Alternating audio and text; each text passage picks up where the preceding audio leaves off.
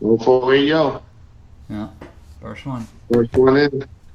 Oh, look at Sharika. She Oh was yeah. first, second one. Honest Jay, what's up? Honest Jay. Mario Fernandez, big time. Afro East, what's up? Yeah. What's up? Kenneth McLean. Oh, Kenneth in the house. FL 32 Marvin. What's up, dog? I just fucking you, or however you say that. Interview. What's up, Cody? Austin, Barry T. Barry T, are you over here or are you in the UK? I always think you in the UK, Barry T. Where you at, Barry T? What up, numbers? Sean Clark. What's up? Sean Clark. Is that the one that said is that the one that you the one that's related to Cass? Oh no. No, he's cool. He don't like you, no. Oh. Is that you, Sean? If that's you, let me know, Sean. Pretty Kayla, what's up? Kayla, how you doing, bro? Logan, what's up? Rita said she listened, Sean. Yeah. Hi, low. Out Street Park. Sean, what's up? Okay, D Hale, what's up, dog? Oh, okay. We might have to have you call us to give us some insight about him if you don't mind. Sean? Matter of fact, if you don't mind talking for a little while, you can email John your phone number at bomb first At hotmail.com. .com, huh? At hotmail.com. Yeah. Email your number and we'll give you a call. Or you can call me. I'll give you my number. I don't care. Everybody already know my number anyway. Yep. People like the Vlad interview. The Kobe, what's up? Yeah, I'm still free. I think that. Oh, Logan Kelly, that police ass nigga. Yep, I was a police 23 years ago. And some will say, for the last 23 years, I've been a crook. More street than you, nigga. Or anybody you know. I wouldn't say that, but some would say that. What up, Tony Tone? Okay. James, all right. What's up, Sue? I ain't been here in a minute. What's up? Okay. Rocksteady. Yeah. Kayla, the City of Lies was the two books that came, the book that came out and the movie City of Lies, they were properly named. That's the one thing I can give both of those. They were both properly named. What was the name of the book that Randall Sullivan did? I can't even think of it because they ain't been promoting it. But they both was properly named. City of Lies, that's what it was. Reggie also. Yeah, that John make those decisions. What? What did they say? Somebody wanted to be made a moderator, but well, we don't mind people talking shit over here. We don't care. Me and John can handle them. Yeah, so we don't mind. The Logan Kellys. We just don't like Alex bitch ass. So we don't like. When we figure out who he is, because he got about 20 alias, we figure out who he is, then we get rid of his faggot ass. Now, that Liver Redberry, something just came out. Man, it's the worst promoted book ever. I hate even talking about it because nobody promoted it. But it's been out for about a week or two that Randall Sullivan did. But when somebody tells us the name, y'all gonna laugh. Y'all gonna know what I'm talking about. It came out about 2 weeks ago. Damn. Are you releasing a new podcast tomorrow? Well, we do it Thursday night. Nigga, Kendall, come on, Kendall. What's the name of the new book that just came out that Randall Sullivan did? Dead Wrong. Thank you, back to back. Yeah, Dead Wrong. It's called Dead Wrong. And yep, they got everything. Dead Wrong. So Dead Wrong and City of Lies is the two things that's out, and they both was properly named. Where is the podcast? The podcast is called Gangsta Chronicles, and it's on Spotify and iTunes and Verizon and everything. You done missed about 12 of them, so I hope you're a truck driver or something so you can roll to them. But it's about 12 hours. Well, shit, it's probably more than that, about 15 hours worth of content there. Yeah. So anyway, uh, yeah. Is John walking around? That's a good question, McIver. Not yet. I'm on one crutch still. Oh, John well, don't well, just I've milk y'all. I can graduated tell to one y'all. crutch. Y'all, everybody, we need to find out John where John work and live, and we're gonna send him a gallon of milk. Everybody gonna send that nigga a gallon of milk. I drink milk every day. Yeah. I have cereal every day, so I get the milk. You need some more milk. Yeah. Um, who was that that called me a fat pig? Oh, what up? Whatever your name is, Dankstein. I'm sure you're probably a little 19-year-old little faggot that's sitting in your mama's basement. So make sure you don't use up too much of her internet so she won't get you. What up, D Will? Y'all, D Will dogged me out, y'all. D Will was out here. Mm. I showed me about 5 or 6 girls he pulled, and didn't and didn't and didn't and didn't share none of them. He ain't called me. He's supposed to call me so we can hook up. He didn't share none of them. Sean, you say send me your number. All right, I'll put my number up in a minute. Oh, don't leave too soon. We'll get you on there.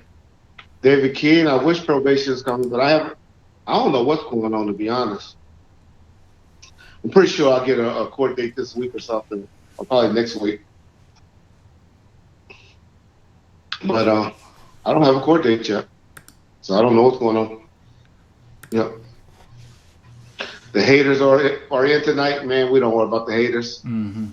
The haters make you feel better, right? Because God, dog, I would have no confidence. I needed to come back to you guys just to get my confidence back up. Because those little pimple faced kids over there at Vlad would break. If I had low self esteem, I would be on a treadmill right now, which I need to be. But God damn, they were on my ass. They done called me a box of Newport. They called me every fat name in the book. That shirt did make me look. I done got fat, but that shirt makes me look bigger than what I really am. I'll kick that cameraman ass if I ever see him again because I think he purposely was doing no angles at me. But it's all good. I am what I am. My dick still get hard every night, and I have probably better blood pressure than any of y'all on here, and no diabetes, so I'm all good. Yep. I saw that red. The Kirby said, "Yeah." Box of Newport. Yeah, that's what they called me over there. They wrong over there. Huh? Yeah.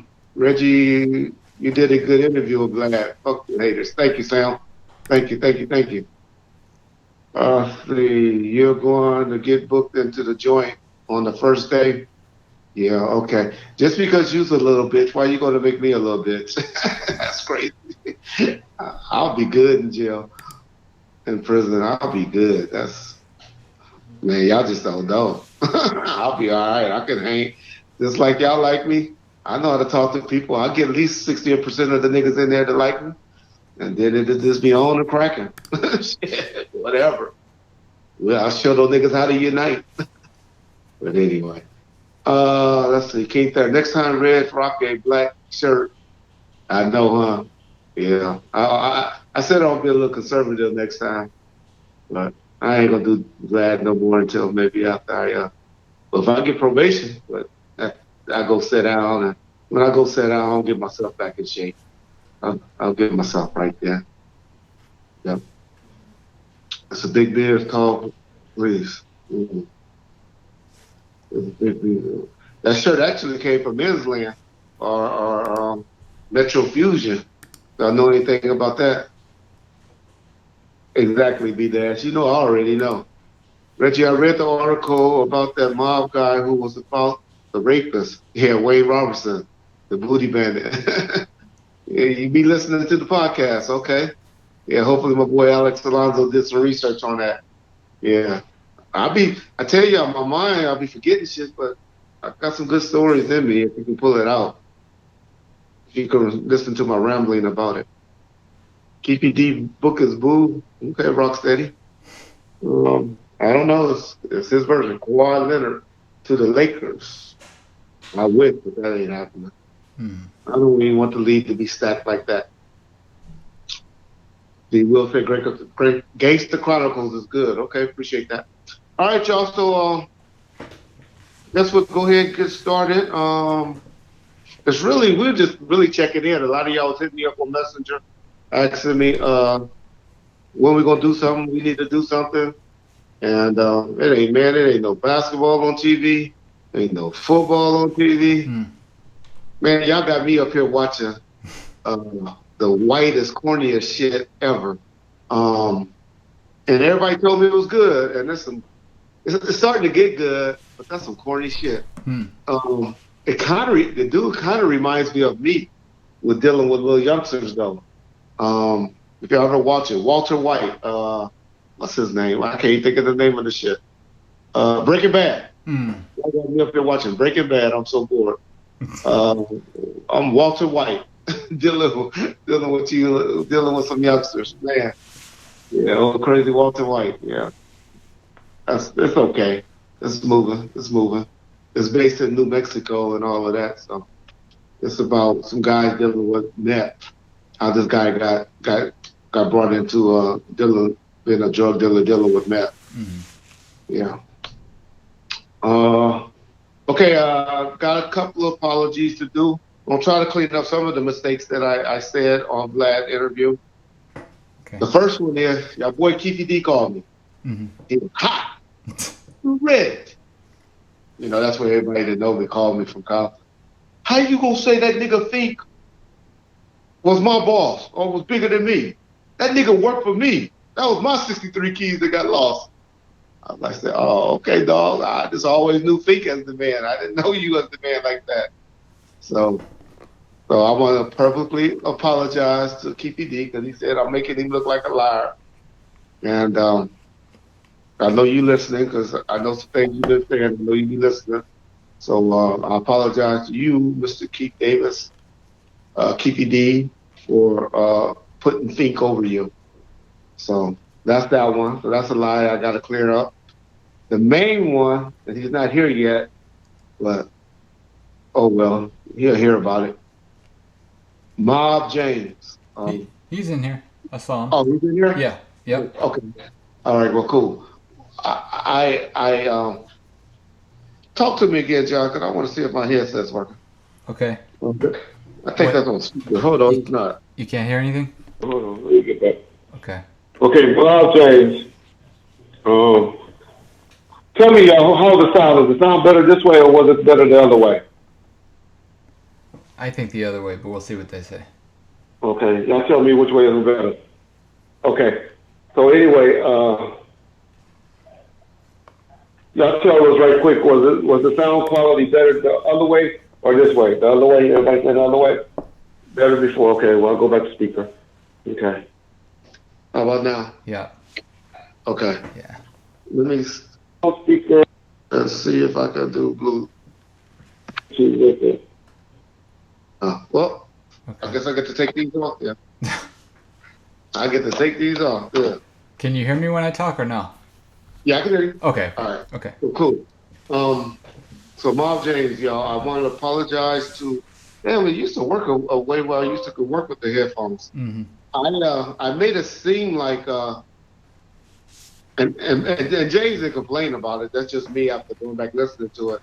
I made it seem like Ronald and Donald Suge Cousins, the twins, were originally the first ones that was over James or something like that originally started. And so I made it seem like Ma was lying when he said he used to run and he was like one of the first ones over the security. So let me clarify that James and Biggie were some of the first ones and K-Dub were some of the first ones, and James was the first one, but the first ones that even before the twins came around and was running with Fern Hills Records, was running before when Suge first made it, you know, was first getting in the game but this was when he was working for Al Heyman and Big West. And so they were all there. Later on, Suge brought his cousins in, who were the twins, once Death Row and Doc and all of them started touring. And that's kind of when, and y'all got to remember, Mob James didn't fly. And so that's when he kind of put Ronald and Donald over the security or over the homeboys for like when Death Row was kind of like popping and doing very well. So if y'all can kind of understand what I'm saying, I appreciate it because it made it seem like I had made it seem like James was lying by saying he was one of the first homies Mm. that was around when it really wasn't.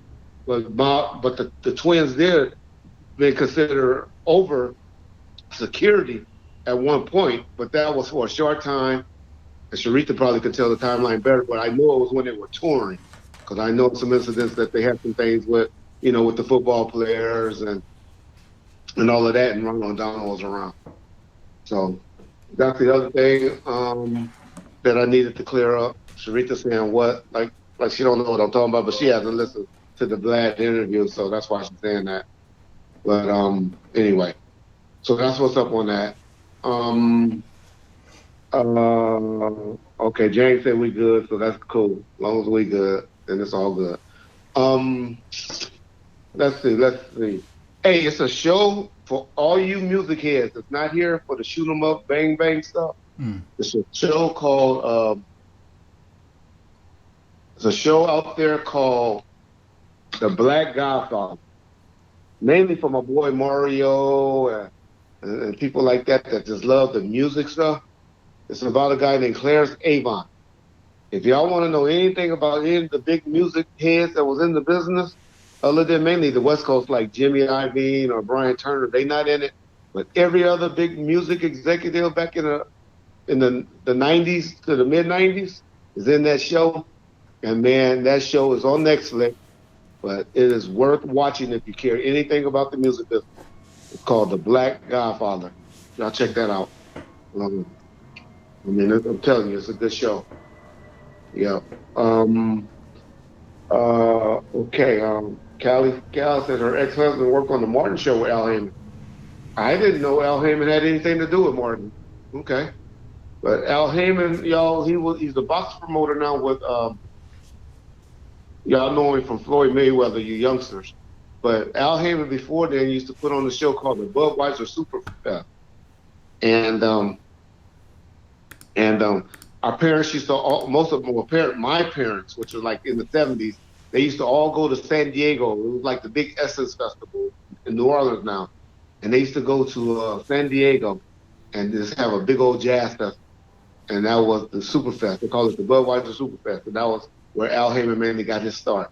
Another correction.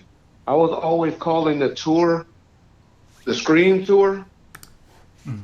The actual tour was named the Heartbreak Tour, is what they end up naming it, with Bobby Brown and Al B. Shore. So that was called the Heartbreak Tour. So for all you researchers, if y'all need to pull that up to see what that was about, I've been calling it the Scream Tour. Once again, Reggie said shit wrong. It was really called the Heartbreak Tour. Mm. So, so yeah. So I'm just fact checking myself right now. Anna J is called The Black Godfather. It's on Netflix. It's about a guy named Clarence Avant that was the man behind the man of everybody pretty much on the East Coast and stuff like that. Yeah, S12, you're right, the New Edition tour. But Bobby Brown was, that's when he was trying to break away from New Edition. So that's what's up with that. What else I need to correct? Anything else y'all got that I need to correct? I know you haven't got a chance to watch the Blast stuff, huh? I watched John? some of it. Yeah, I watched some of it. You had any questions about anything that came up? No, but somebody said, "Why'd you mention J-Mix?" He didn't know who J-Mix was. Oh, But Jailman? yeah. Well, because that is where the audio came from. Oh, The the audio show. came about about Sugar saying about keeping your friends close and all of that. He thought Oh. they were talking about. Vlad took it like he was talking about Terry Carter Mm-hmm. and all of that, but that wasn't his. He was really trying to he was trying to respond to JMX and to his brother-in-law Rick Okay. when he was explaining that hey, this guy hates pork butt, Mm. which y'all know that's his moniker, the name he liked to call me when he Right. talking shit about me. Um, Yeah, boss man was Pat Johnson. I kind of feel bad that I spoke on Pat so much like that. That's one of the things I regretted talking about in the Vlad interview. Was really talking about Vlad. I was kind of scared today that I was gonna get beat up by Sharitha and Arian for mentioning their names in the in the Vlad interview, but they took it well, so I'm glad I didn't have to get beat up about that. Mm. Uh, let's see what else. Is there a lot more to that interview, or is it No, it's almost over. It's over. It's 18. It's 18 parts, okay? and so it's over. So they'll probably put it together. They Hmm. better than my part. If you just hold off on them, listen to them all together, Yeah. because it makes you look a little bit. Says it true that Diddy had a 10th. Like I said, Roland X. That's something that I believe. That's something that we heard um, about the Death Row chain. I know of niggas that was tucking their chains that was scared at the time. Um, shit. Well, I ain't gonna tell that story. But anyway, yeah, yep. So, all right, the Kirby tells you the Kirby was here. Okay. The how you pronounce that? I think it's IRC bully or the IRC bully or some shit. The LRC bully. Yeah. All right, bro. Well, thanks for the donation, John. Appreciate that. Was Bobby Brown Suge tight? I don't know if it was tight. It was, it was mainly I need to make some money, but I'm scared to go out there on the road. And so, Suge was working for Al Heyman, and he made it happen. Yeah. So that's all that was. Um, he eventually put, he eventually assigned one of our boys to work for y'all never heard of named Bobby Fontenot, Big Bobby, Big Dog is what they call him. Uh, he eventually signed him to work for him at and then once he got married, he was with Whitney up until she died. He's now on tours and do a lot of work with Drake and he tried to get me to be with Drake when Drake first burned out, but I just couldn't do security work no more. Mm. I wish I would have did that. Still took the route I took. But anyway, but Big Bob, but now he worked with Beyonce and Big Dog is his name. But Bobby, Whitney, he was fine. Bobby didn't want him to work with him anymore because he wanted him to, to take care of his wife. He was somebody that he could trust with his wife, and he put him with Whitney, and he stayed with Whitney even after she died. His name is Big Bobby Fondo, Big Dog. If you ever said anything about him, Big Bob. It was Mm. cool. Haitian Jack admitted to shooting Tupac. Okay. It had to be the quad incident. I don't know much about that, so um, I'll leave that alone. I don't know, but a lot of people are out here clout chasing y'all. Y'all done made this YouTube stuff big, and so a lot of people say a lot of shit now to get interviews and stuff like that. Because everybody want to write a book now. Everybody want to do something, and so a lot of people y'all got to watch what they say and take it with a grain of salt. Yeah. Mm, yeah, Trayvon, I guess is doing okay. He don't really fuck with us that tough like that over here. So Mario Sanchez, I guess he's doing good. I haven't heard anything bad about him or anything. I saw him on some pictures at one of the homies that grew up with us grave site, and he looked like he was good. He looked better than most of the dudes in the picture. He and K Dub, the only two that looked good in the picture. I was looking at that picture, it was like shit, only K Dub and Trayvon looked good. The rest of y'all y'all niggas look old and drunk. Y'all make the mob look. Nah, I'm always talking shit. I gotta stop that.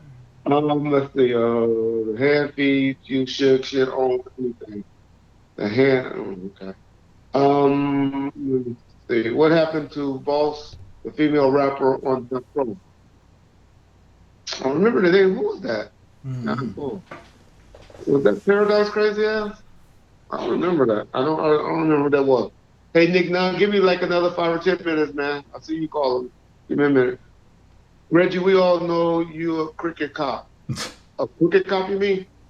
To be honest, I wasn't. When I was a police officer, I wasn't. But it's hard for me to ever argue that because of what I did recently in 2000. I started really about 2012 to about 2017. And so I won't argue with you about that because I did some things that are was illegal federally. That was a federal crime. So yeah, but I hadn't been a cop when I did those things for over 20 years. So that's what it is. That's what it is. Mm-mm. Reggie, what's the first question that you going to ask Big Cass? I even said what I had to say to Big Cass. The Big Cass came over here and did an interview. We would talk, and I would just say, "Dog, what's up? Why would Hmm. you?" But if you read that we have a Big Cass on the show, then I think John clickbait you. But I don't think it read that way. So Yeah. um, it didn't read that way at all. We just said we was going to discuss the topics Hmm. of anything that y'all had going on. What up, Wired Up TV? All right. DOC is repping his Death Row chain. Yeah, everybody doing that now. That's crazy. Huh? Reggie, are you and Corrupt cool now? No, I haven't spoke to Corrupt since I kind of blasted him, but we'll let that be for now. He haven't said anything, but no, I haven't talked to him. Reggie, did you visit Tupac in the hospital? Yeah, I set up. I didn't go in the room and was looking at him and standing over him and all of that. No, but I set up security around the hospital and put two guards outside his door. Yeah. Watching from Vancouver, shout out. Okay, thank you, Bandit Miller. Appreciate that. Reggie, what did your dad say to Orlando when he rolled up? I think it was maybe his sister or something. Or Orlando maybe was staying out there, but he's pretty much said he said that niggas, I hear y'all talking all this bullshit, but if anything happened to my son, you niggas gonna have some problems. So I didn't believe that when I read that in the book. And I called my daddy talking shit like, Reggie, you know what that line ass KPD said? And he said, I did. He said, I did say that. I was like, huh? I was like, nigga, I don't need you going to those niggas telling me like, man. And so anyway, that's what happened. That's what happened. So there's some truth to that. I'm finding out a lot of the stuff that PPD put in the book. I guess is a little bit true. Watching from San Diego, okay, false sense of security. Yep. That's pretty. Benjamin Garvin, what up? Hey, I want to shout out a couple of people that was really helping out us in the comment sections a lot. Okay. Um, DJ Coma, I don't see you in here, but yeah, he was really a resource and a great help with a lot of correcting people in the comment sections on that big cast video. So I appreciate that, man. And yeah, and there was a lot of other people, but I just remember DJ Coma really going. There was somebody, my boy Sean, the one we. Hmm. Matter of fact, I want to hear from Sean. Now I can't say that this dude is truthful or not. I believe him. Okay. I believe him, and y'all can judge now to see if he's true or not. Um, And he says he's related to Big Cass? he said he is brother, Okay. and he seems sincere. Okay. He seems sincere. Uh, um, damn. All right, somebody, John, put my number up so they can call me. I Okay. don't give a fuck. I wish a nigga would call me talking shit. All right. Hold on. Um, all right. What was his name? I forgot his name. Sean. What was his name? I shouted his name out earlier. Damn. Oh, Sean Clark. So Sean, get ready to catch that number. There it is. Okay. Sean, Sean, now Sean, you can call me Sean. Um, you got it, Sean? All right. That's my number. Call me Sean. So now You can take it down so Alex won't wake up in the morning and have a hard on. Okay. I need to call the show. Yeah, well, I got the number, but let me talk to. I gotta talk to him, and I promised Nick that I was going to talk to him for a minute. But let's hear what Sean Clark got to say if he can call. Which one is Nick with Greg Caden? Yeah. Okay. Him and James. Their show is coming up in Okay. Australia. Y'all make sure y'all go. You guys that's over there in Australia, close to Australia. James ticket is finally booked. So y'all boy James about to go to Australia in July. July 23rd, July 24th, something like that. Okay. Yeah, so Reggie, did little help that had anything to do with Brenda got a baby? No. Come on, Mr. Davis. You new to the. I'm gonna respect you because you're a Trey, and I love Trey because my son's a Trey. But you really got to catch up, man. It's unfair to our community over here because we way past that bullshit. I don't even think R.J. Bonds believe that shit no more. Okay, the number didn't show. Oh, Sean. Let me see, the number didn't show. All right, I'll do it again. Hold on. Come on, Sean, write it down. If not, I'm gonna start believing you're a faker. Mm-hmm.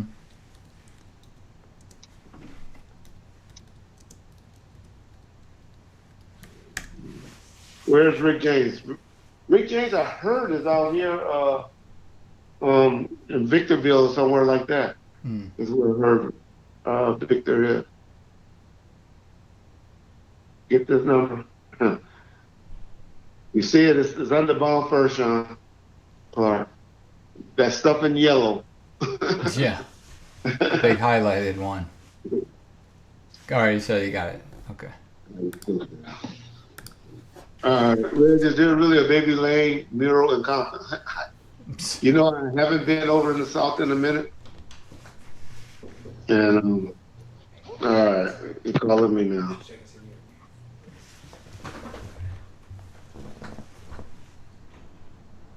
Huh? Yep. Can you hear me? Yep. Yeah. Okay, how you doing, brother? How everybody doing tonight? Good. We good. Can y'all hear it? Can you hear John? Yep. Yep. So, what kind of questions you got for me tonight? Who is this? Good evening. Huh? Is this Sean? Because somebody else calling me now. Who is this, Sean? Nah. Can you hear me, Reg? Hold on.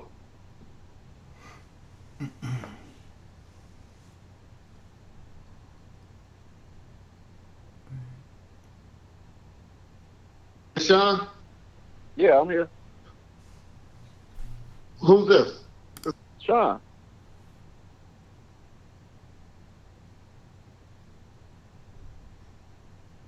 Let me tell Reggie we can't hear him. Yo, Reg, can you hear me?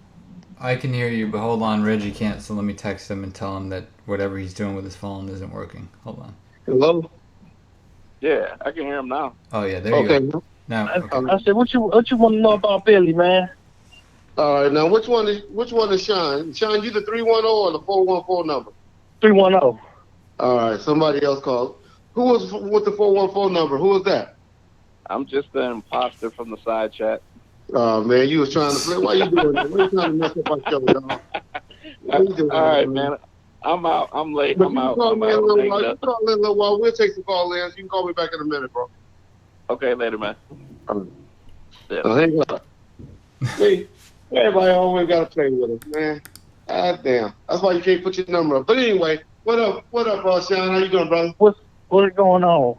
Man, I don't really have no questions because I've been watching you and been hearing you talk. I just want you to talk. Anything you got to say about him and tell us a little stuff about him, and we'll appreciate it. And if you know, I know I ain't trying to start no family feud, so you know, you. No, ain't no family feud. To be honest with you, you know, he been lying for a long time, but I didn't give a fuck either way. You feel me? But when he started lying on my mom's, and my mom's passed away, so when he started lying on mom's, I was like, you know what? I'm finna air his ass out. You know what I mean? Exactly. You know, that shit with Big Hurt, Fresh Out, all that. As a matter of fact, I hit Big Hurt on Instagram a while back and told him, like, you know, you got a nigga on your platform that don't even have a CDC number, talking about he done did all this time. Well, I knew he was lying. I knew he was lying because y'all don't know when he talking about he was up for parole and he got shut down for parole. In California, you only go to parole when you got an L behind your name. Exactly. You get a date. They give you a date. And I was like, dude, if you ain't had an L, how you talking about you went up for parole? But I just say, I didn't want to try to explain that because I knew that would be too deep for most niggas. Exactly. Yeah. You know, he tell people my story. I'm the one that did that time. You know what I'm saying? And it wasn't for no manslaughter, none of that shit. Yeah, that's a whole nother story. But for one, he ain't never did no time. He never been to the county. You know, he talked that prison story shit. He was watching Lockup and probably added a whole bunch of shit with some other shit. You know what I'm saying? But if you ask him a CDC number, he can't give you. On one of them interviews, he said he had a 4 number. A 4 number, every prison number starts with an alphabet. With the alphabet A, B, C. You know what I'm saying? I don't even know no niggas with A number. I think everybody that had an A number is dead. Yeah, and see, I had a J number. Yeah, see, you know what I'm saying? Shug went to jail in 96, and his number was K. He was Shug was at CMC. Shug was at CMC East. I was on the West Yard at that time. At CMC? You know what I'm saying? Huh?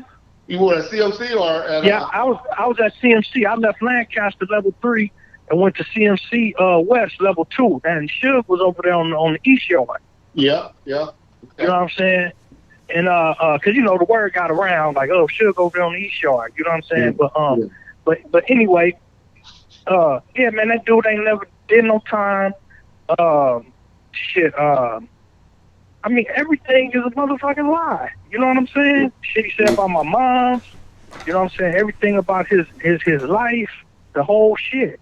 You know? So, the boy Big Hurt, let me tell you, I reached out to Big Hurt, right, a while back, and he went to bat for him. Like, he didn't want to hear the shit, right? So, when your video came out, I hit him just the other day. I can screenshot you I can shoot you the screenshots too with the DM on Instagram. I told you, I believe I could tell the way you was right. And you know, you didn't want to say too much, but you were saying enough to say this dude is real. Yeah. So I hit Big Hurt this time. I said, I'm pretty sure you done seen Reggie video. You know what I'm saying? And he like, oh yeah, Reggie, he an ex-popo. His credibility ain't shit, and all this and all that. I'm like, man, you with that bullshit. I say, just admit you let the nigga con you. The nigga done fooled you into getting on your platform. And I say, you do a series called Fresh Out, and you don't even know this nigga CDC number. I know mine by heart, and I ain't been to the pen in 19 years. I just told you Shug. I know Shug back with K43480. Yeah, J41947. You know what I'm saying?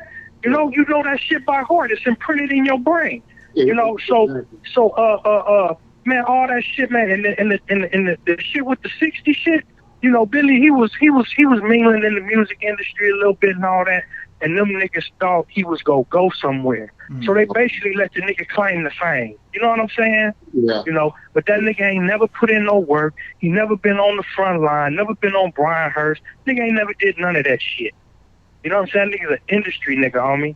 Straight up. Nigga done been kicked out the Chosen Few, kicked out that other club in Arizona. The nigga in Arizona don't even come out here. And when he went up to the Marathon store, he made sure he went where everybody was, the number of tourists was up there. Okay. Because if you go around some real 6-0s, they gonna get on his ass. Okay. You know, but you know, I had a lot of shit. I wasn't here to really try to, you know, he been talking and speaking on me, and I didn't want to keep bringing it up, but he kept speaking on it, you know? Yeah. He kept speaking on it, and I was like, all right, dude. I know what happened on the incidents that you're talking about. I'll be honest, I didn't know anything about it. Either way, if it was all good or negative. I just knew the incidents he was speaking on was bullshit. And so that's why that's all I ever spoke on, you know. But I've been hearing since that a lot of people been saying that this dude been lying and faking it from the jump. I'll be honest, he sound good. He's, you know, the way he speaks. And if you don't know him, you'll believe. But a real nigga from the streets, and a nigga that did time, hear that shit and it sounds like a sack of bullshit. Okay. You know what I'm saying? But like I said, I didn't even give a fuck about that. That nigga could have lied all the rest of his life. But when you start lying on my moms, I got a problem with that. And the only way I can get to him. What did he say about moms, or you don't want to speak on that? What'd you say? Do you mind sharing what he said about moms, or you don't want to speak on that? Oh, he said my mom was a prostitute. She fucked everybody in the chosen few. She sexually molested him. He was shooting her up with heroin. Man, my mother retired from the Internal Revenue Service, man, as a motherfucking revenue officer, man. You know what I'm saying? I got that nigga whole childhood in a photo album, man. Nigga's a well-kept. I'm the baby boy. I'm the one who did the bullshit. I'm the black sheep of the black sheep of the family. You feel me? Okay. You know, I'm the nigga that was doing all the bullshit. Man, I got pictures of this nigga his whole life, man. Nigga played baseball. Nigga was a Soul Train dancer, man. He's a break dancer. Okay. You know what I'm saying? When I went to the pen in 94, this nigga was not claiming nothing. I went to the pen when I was 21. Okay. He was 26. He's 5 years older than me. So somewhere between 94, I got out in 2000, 99, 2000. Somewhere between 94 and that time, he started claiming 60s as a grown motherfucking man. I've been banging my motherfucking hood since I was 13 years old. Where are you from? Or what game do you play? I don't even want to put my hood out on social media like that. Okay. I appreciate that. I mean, you know, I respect that. Let me ask you this. How are you and him brothers? Are y'all half brothers, step brothers, or what? Man, we got the same mama. Same mother. Okay. So y'all half brothers. Okay. You know what I'm saying? But you know, like anybody else, it's different. Like when you got the same daddy and different mothers, it's a distance. But when you got the same mama, you raised in the same motherfucking house. Yeah. So it's a difference. You feel what I'm saying? You know, his daddy black. Oh, he ain't no Mexican, homie. Let's be clear about that. Yeah, tell people what he really is. I saw you say his daddy. Man, our mama white and his daddy black. That's it. That's all. Yeah. You know, he run around here with Latino pride tattooed on him and all that shit. I told him, I said, if you ever do fuck around and find yourself in the penitentiary, you gonna get fucked up. Yeah. Straight up. You know? That shit ain't cool. You know, but he run around, Guillermo, he lying. Man, what Mexican you know named Billy Frank Jerome Island Jr., homie? Does that sound like a Mexican name to you, a Latino name? Hell, motherfucking no. That nigga's a bitch. Yeah. Straight up. And he got my number. That nigga stay away from me. He know what it is. Well, yeah. You know what I'm saying? I'm in LA every day, all motherfucking day. I done had a couple people try to reach out to tell me that, you know, I need to lay off this and I need to stop it and all of that. And, you know, but I'm like, but bro, this dude is the one that's been speaking on this shit for the last year. Yeah, this nigga talking about he done, I mean, I know why you want to make it clear, because he talking about he done knocked you out. Exactly. You know what I'm saying? But that just goes to show you, man, he's a legend in his own mind, bro. Yeah. You know, he believes all this shit, man, you know, and I'm just glad me and you was able to, I've been waiting to get this shit out for the longest, bro. Yeah. I ain't gonna even lie to you, man. You know, anybody that follow that nigga's a fraudulent ass nigga, man. Period. Yeah. Well, I'm glad you took the time to call in, and you know, like I said, I really hate. I mean, because I got enough enemies out here, and so I really hate exposing other brothers like this. But when this nigga's wrong, he's wrong. And hey, man, you know, hey, he's wrong. You know, so yeah, it's just some things you don't do. Yeah. You know what I'm saying? You know, I can let a lot of shit ride, man. When you fuck with my moms, I mean, you want somebody fucking with your moms, Reg? No, I hear you, bro. You know what I'm saying? Yeah. You know, and my mother ain't even here to defend herself. And just say, friends, let's just keep it 100. Let's just say all that shit was true he was saying. Why still don't do your mama like that. Exactly. That's still your mama. Yeah, you know what I'm saying? You know, you still don't throw your mama under the bus. But real talk, man, my mother is none of that, man. My mother kept a roof over our head, man, and food in our motherfucking stomach. And that's how this nigga want to get down? Man, fuck that bitch ass nigga. Straight up. Okay. And everybody that know me, they know what it is. Yeah. Everybody that know me from where we grew up, know him. They know what it is. Yeah. You know? But yeah, and it's just a matter of time before the chosen few catch up with him and fuck him up. You know, chosen few 6-0s want to get at him. you know, that's why he keep his ass tucked away in Arizona. Ain't nobody going out there looking for him. Yeah. You know, but, you know, that's pretty much what it is, Reg. Man, I just appreciate you let me get on your platform, man. Hey, and that, I seen you on the comments. You said, like, Big Herc seemed like he cool. Man, that nigga's a bitch, too. Well, now He that dirty. you try to reach out, I didn't think he knew. I thought he got, you know, we can all get duped, you know, if we don't have a relationship. Because, you know, out here trying to find content is hard. You know what I mean? And so I knew, I'm kind of fortunate because all I have to do is bring old Death Row artists on and stuff like that. People that was associated like that. But I can see how Vlad, why you think Vlad, biggest content he have, is recycling shit. Bringing me back on, bringing James back on, bringing Trey D back on, bringing BG Knockout. You gotta keep up with that content. And so you start recycling shit. So I understand that, but like you said, once you get exposed, you know, then you gotta say, oh, I fucked up, or you know, well, this is what he told me. And, and you just do that. So that's why I said what I said about Big Hurt. But I didn't know you had reached out to him and said, hey, bro. He tried to, he didn't try. He dirty like you, man. He's like a cool dude. I said, cause I don't know Big Hurt. I ain't never been on his channel other than that thing, you know, then that incident. So that's all I said. Yeah. So, you know, don't even, you know, that from, you know, shit. Like I say, it pissed me off that, like, he trying to, like you sitting up there lying. Man, dude ain't lying. Showed you paperwork on this dude. I'm telling facts that don't nobody know about. Yeah. You know what I'm saying? I'm telling facts don't nobody know about. And I ain't got no reason to lie on that dude, man. You know what I'm saying? I don't know who Kaz is, man. I know who the fuck Billy is. You know what I'm saying? I know who Billy is. Yeah. You know, Kaz is just a character in a comic book, my nigga. I got you. You know, real talk. You know, so and I think I got it all off my chest. You know what I'm saying? Well, if you don't, man, you got my number. You call me. All right, man. I appreciate it, brother. Appreciate you as well, man. All right, man. There's gonna be no repercussions with the family, you know.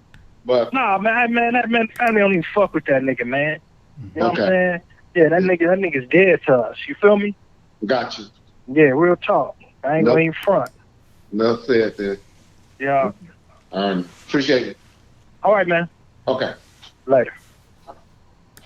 Well, cool, man. Y'all, you know, that was a good caller, a good dude. Like I said, if y'all read the comments that he was writing, he wrote a lot of comments interacting with people in the comment section on the Big Ass video, and you can tell you can just read through it and see that the brother was hurt.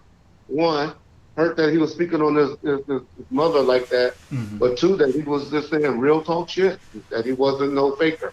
Yeah. And so, yeah. So, yeah, I'm glad he called. I'm glad he decided to call in and all of that. You know who I'd like to hear from about him is Napoleon, to see how they go back.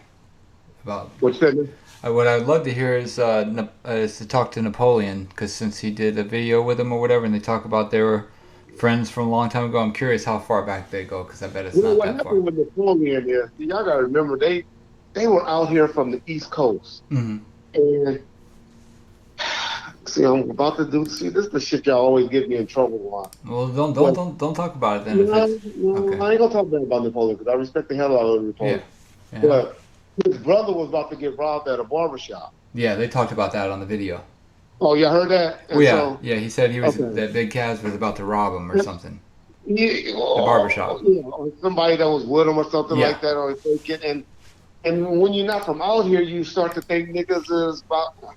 I'll leave it alone because I don't want to start no beef with outlaws. Okay. Yeah. So anyway, yeah. Okay. But I think that's why he has a respect for him like that. Okay. Yeah. And even then, that was years after like Tupac died and all that stuff. And Molly, let me just tell you this: I talked to Molly since this happened. Not the rapper dude, Molly from the estate. And she said, "Yeah, Big Cass, we talked to him and we know him. He gave some songs or something that was already out there that he got off of a CD or a bootleg CD or something like that. Yeah, but we ain't getting no money to him or anything like that. Mm-hmm. I mean, I got the email on that from her, Yeah. and so I mean, and which I kind of figured. I was like, well, if he has something, it's something he done got off the internet or something. Right. But yeah, that's what's up with that. Okay. Like I said, I'm not out here to try to be picking no arguments with the '60s and no gang members or anything like that. Because I got my own issues I'm gonna have to be dealing with in a minute. So I'm just exposing niggas that's coming at me. Mm-hmm. If a nigga can't defend himself, then oh well, fuck you and whatever you you ever dealing with. Mm-hmm. That's all I'm trying to do, because I don't want no problems with nobody. But oh well. Yeah. And I ain't talking about cash. I'm just talking about because I kind of said some things about the '60s or whatever. Mm. Let me as some of the homies from the mob said, Reggie, I wish you wouldn't have said that. But they knew what I was talking about. Mm. Let me answer this call and then we'll Okay. Okay. Nick, Mr. Australia. Yeah, Reg. What up, Nick? How you doing, bro? How are you, Reg? How are you, John? Good. Good. Just listening to the live stream all the way from Australia, 1 o'clock in the afternoon. Nice. Cool. It's cool. Just want to give a big prop to Reggie on the Vlad TV. I thought it was absolutely awesome, Reggie. Appreciate that. You know, I mean, your interviews are great. It's great for all these fools out there that have all these opinions on certain situations, but you guys got to remember one thing. Reggie Wright was there from 94 right through to 2004, so you don't believe what he's saying. You don't know what they're talking about. Yeah, I don't get upset with people for having their belief when that was all they was being told.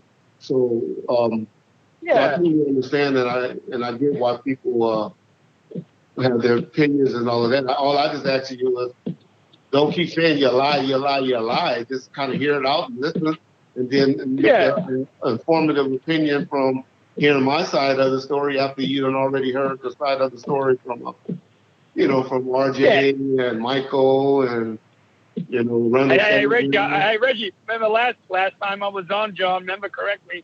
We don't talk about them idiots. Remember, John? Remember we had to cut him off? Yeah. Well, John walked away. He went to the restroom. But he always walks away when I'm on. But I just want to say, Reggie, from a Death Row Records fan and a Tupac fan, it's a privilege to sit back from a fan's point of view and see the likes of you and Mob James go on.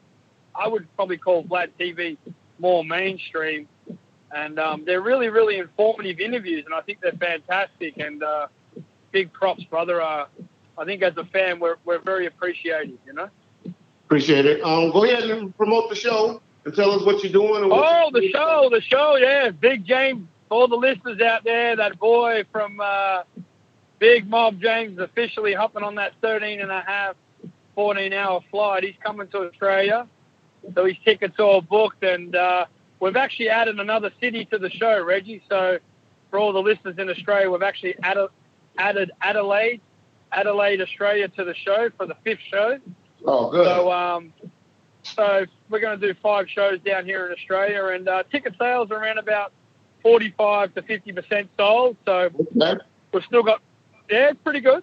We've still got 4 weeks to go. Yeah. Still got 4 weeks to go to the first show, but Big Mob James is bringing his Death.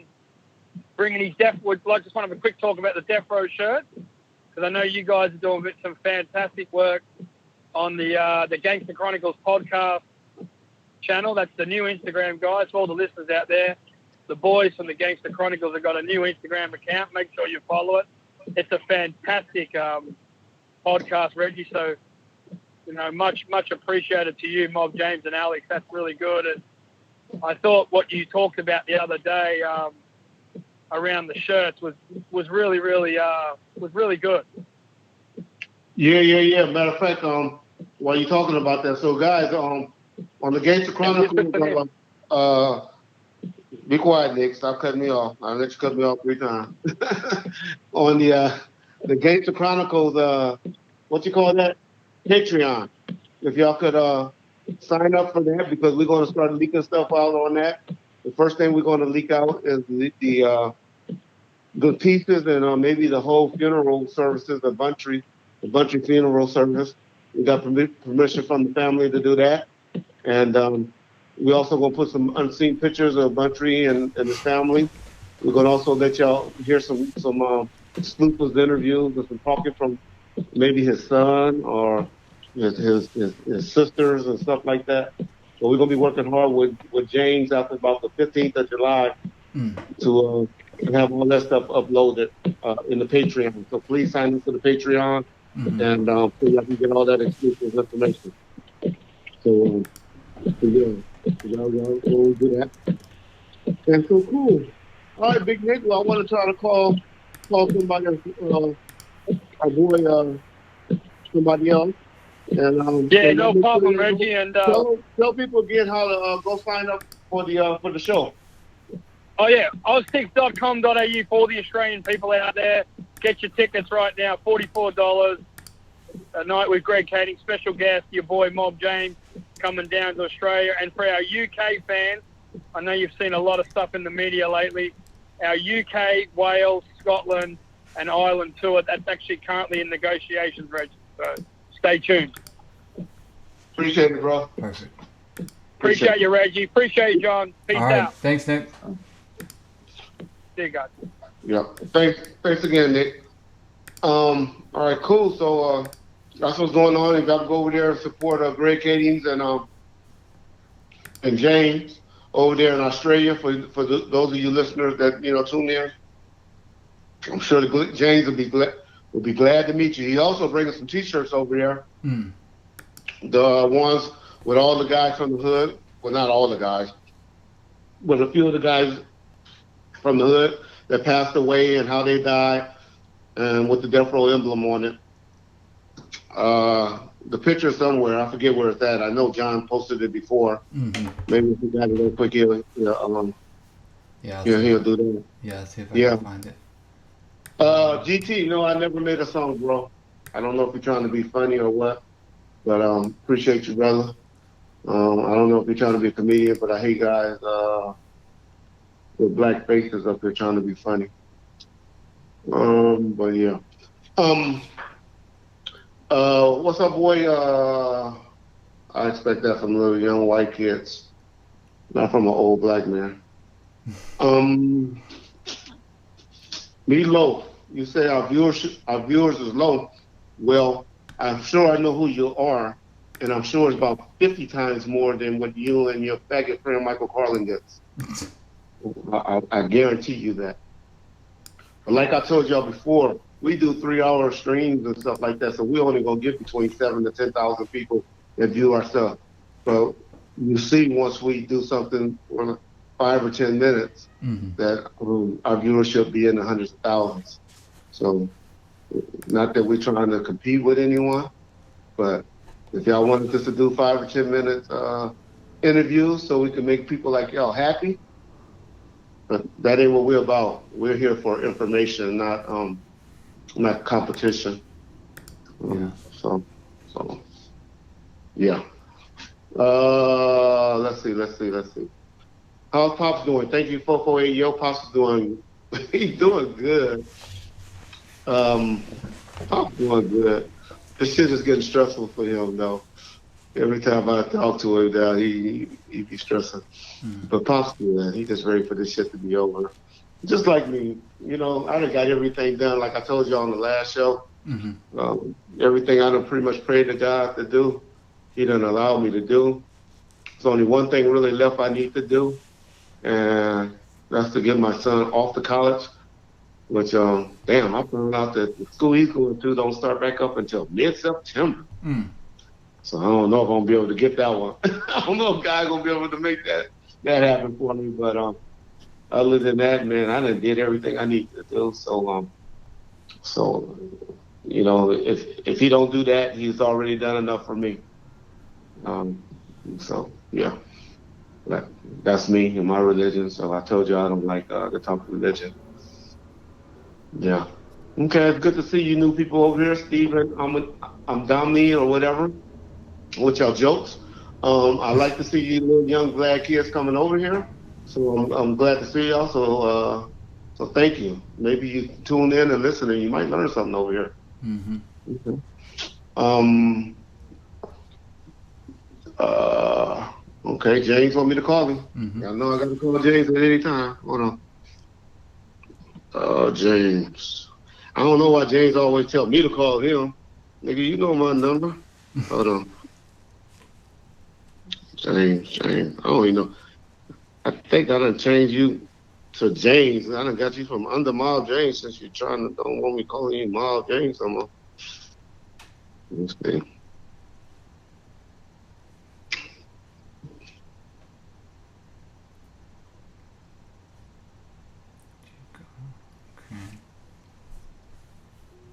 James.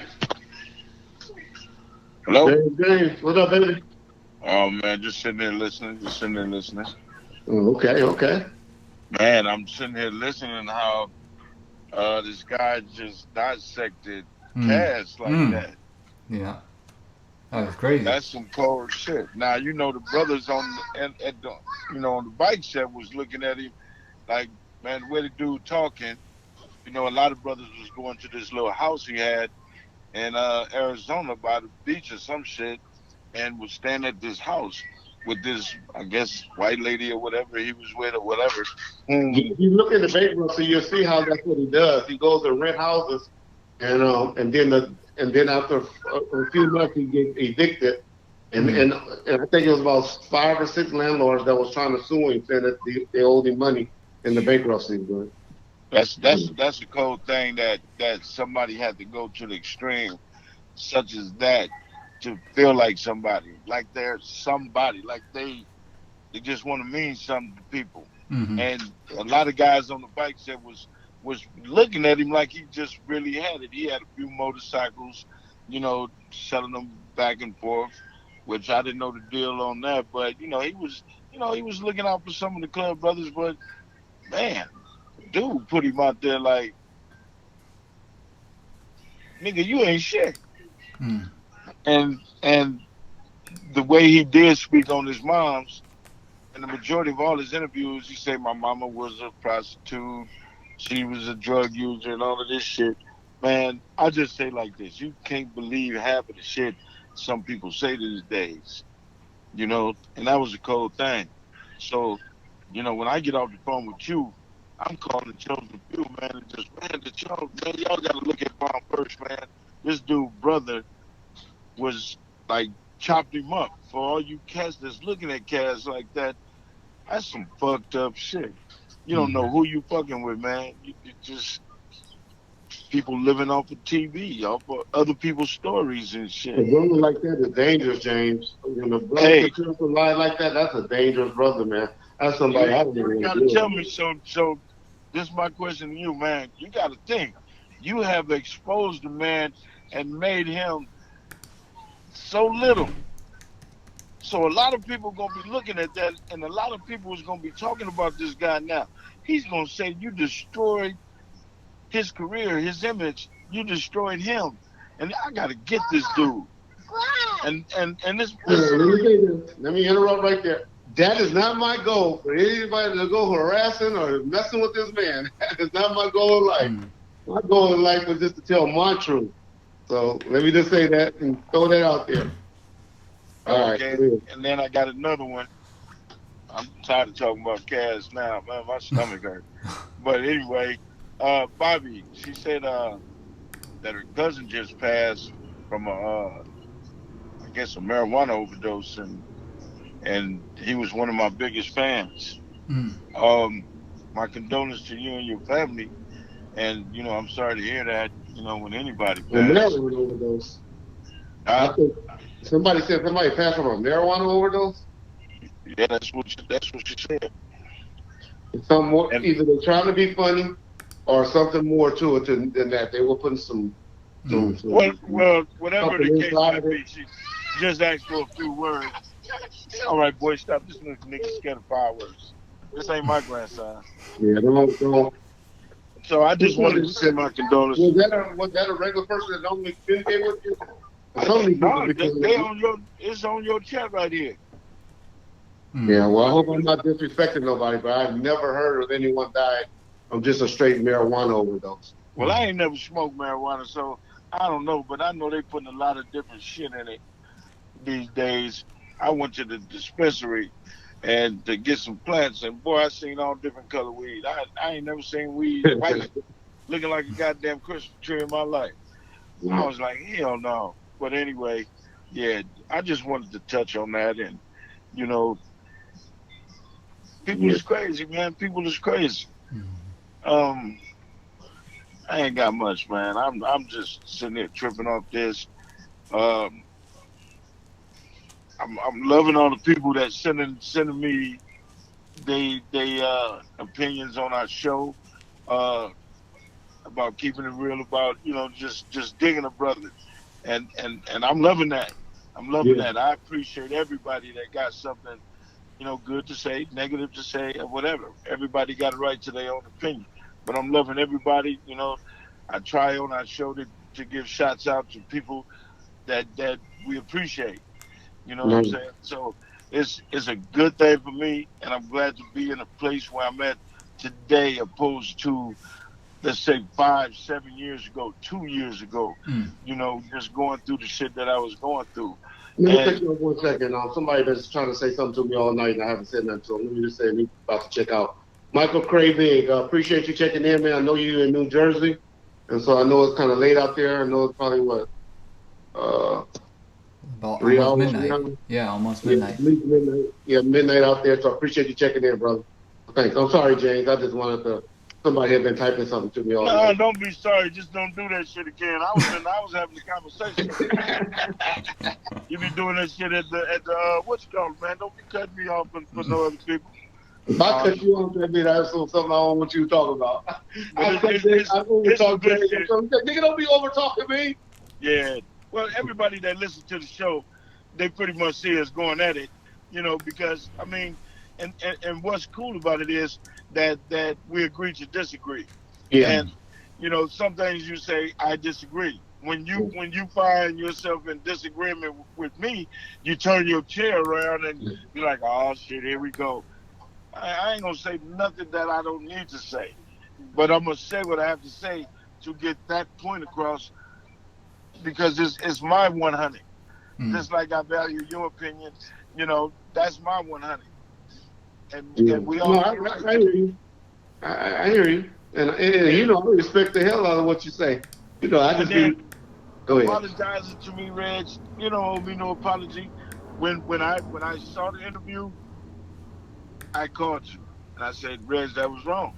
The twins then, and then you correct that, and I appreciate it. But I mean, it's just the way we communicate is cool. But some people just don't have that in them. Yeah, but, yeah. I mean, man, I'm gonna go to Australia and kill them, dog. Man, I wish I could be with you, man. Man, I wish I could be with you, but Man, I got so many people out there. But you're going to be with me, and I have you as divorce coming on. You'll be divorced. I mean, what? I have you divorced coming on. Well, I love my we guy. We're going to be in Australia together. Ain't happening. Yeah, but it's a lot of people on here, be hitting too. And there's one guy, actually was out of Bob James that was having the parties. Yeah, that's me. We had parties, and you spoke on it on here before. Thursday, Friday, Saturday, and Sunday. We played football with Emerald Hills. Yeah. Out of Dago, and we'd go back to my house and we party like a motherfucker. And that's when you and your crew came and told me I had to shut down Club Mob. I was paying taxes to the city, so I couldn't have that many people on one block. But it's all good, man. It was the days back then. So, man, I just wanted to hit you and bomb first. No, bomb first. Always appreciate your input over here, dog. Yeah, always. Yeah, all the time. So I'll let you brothers.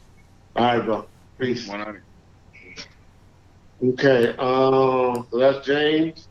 Let's see. Was something else? Okay. I'm about to do something. It's about to piss off Piss off RJ and Michael Carlin, People John, get ready to play it. Okay. Okay. I'm about to do something, y'all. I'm about to play something for y'all. And it's not saying nothing. It was just a general conversation. This is a conversation with a person that all of you guys put a lot of value into why Reggie was had something to do with the death of Biggie Small, or something to do with the death of Tupac, unfortunately. I'm just gonna show you how the guys that one of the guys that y'all put a lot of stock into how even today, right now today, they don't believe what they were saying, and how they were it's just about money. How they just even RJ. I mean, y'all know I've been cool with RJ and all of that, but y'all already see now how even my boy RJ. I mean, I kind of cool with RJ. I'll be honest. I haven't talked to him in a while, probably because the last time we was on the stream. But I don't have no problem with him. And how just by saying you're gonna be cool with them and be in business with them, then they all of a sudden being cool. I'm not shitting on RJ, so please y'all don't go back starting shit up with me and RJ, because I don't feel like it. I don't have the energy for it. But this guy right now that you're about to hear is somebody that a lot of y'all put a lot of stock into. And I'm just trying to show you how these dudes didn't really believe that. They were just really about trying to make some money then, and how they don't believe this, and how they got a deal telling me that they can make $1 million and a half dollars, and how they just want to fuck with me. And if you really believe that I was this dude or had something to do with this, you wouldn't have this type of conversation with somebody that you believe was a murderer and did all of this. So y'all see if y'all can make out the name or the voice, and y'all just give them a snippet, like a minute of about a minute and a half of that conversation. Probably we wouldn't probably see anything in writing probably for a year, probably 18 months, give or take. I'm thinking about maybe. Well, I just want to have something just working too, Cause also if I could show them that I got something in the fire, they usually be a little easy on you as well. Well, I mean, if I can get something prepared ahead of time, I mean, certainly I'll get that to you. Yeah. I mean, that's not even an issue with that. Yeah. But all right, well, no, I just want to touch base with you that, because like I said, and I've already told these guys, won't do anything under, 1.52 million, 56% up front. Yeah. Okay. Guaranteed money. Okay, so, but it'll just be you and me, nobody else, I ain't said nothing. If you've been listening or saying, I ain't said nothing bad or nothing about you or nothing. I've been 100 with you. If I could go back, I was talking to somebody the other day. I mean, it's hard to, we've known each other since 1988. Correct. Fucking. Okay. Yeah. Now, I don't know what part of the conversation John played, because I just, he just cut up some of it. But I hope he played the part about trying to just do something about money. I got $1.5 million on the table, what we can get and all of that. I'm just trying to show y'all that these people are just about money with these dudes, y'all. And y'all don't hear that. And this is a dude that was on there adamant. $100,000. Lie detector test and all that. Yeah. Yeah. I have to listen back. I probably can't even respond to stuff now because I don't know what part John said or what he said, what he played for you. But I know the gist of it was just that everything was about money, and they don't believe that. And when they see me, they're gonna tell me the real on why they did things that they did. I don't know. Be sure to listen to the raw. God dog, my boy Alex Alonso. I'm gonna call Alex. Alex, answer the goddamn phone. We're gonna talk to Street TV. But anyway, so y'all take that and digest it, and we'll talk. I'll listen to it and see what part he played, and then we'll talk in the comment section. My whole point is to show y'all any dudes didn't believe what they were saying about me back then. They don't, and didn't believe what they were pushing on y'all, dog. Hold on. Alex Alonso, I'm gonna call you, man. Don't be scared to deal with the police.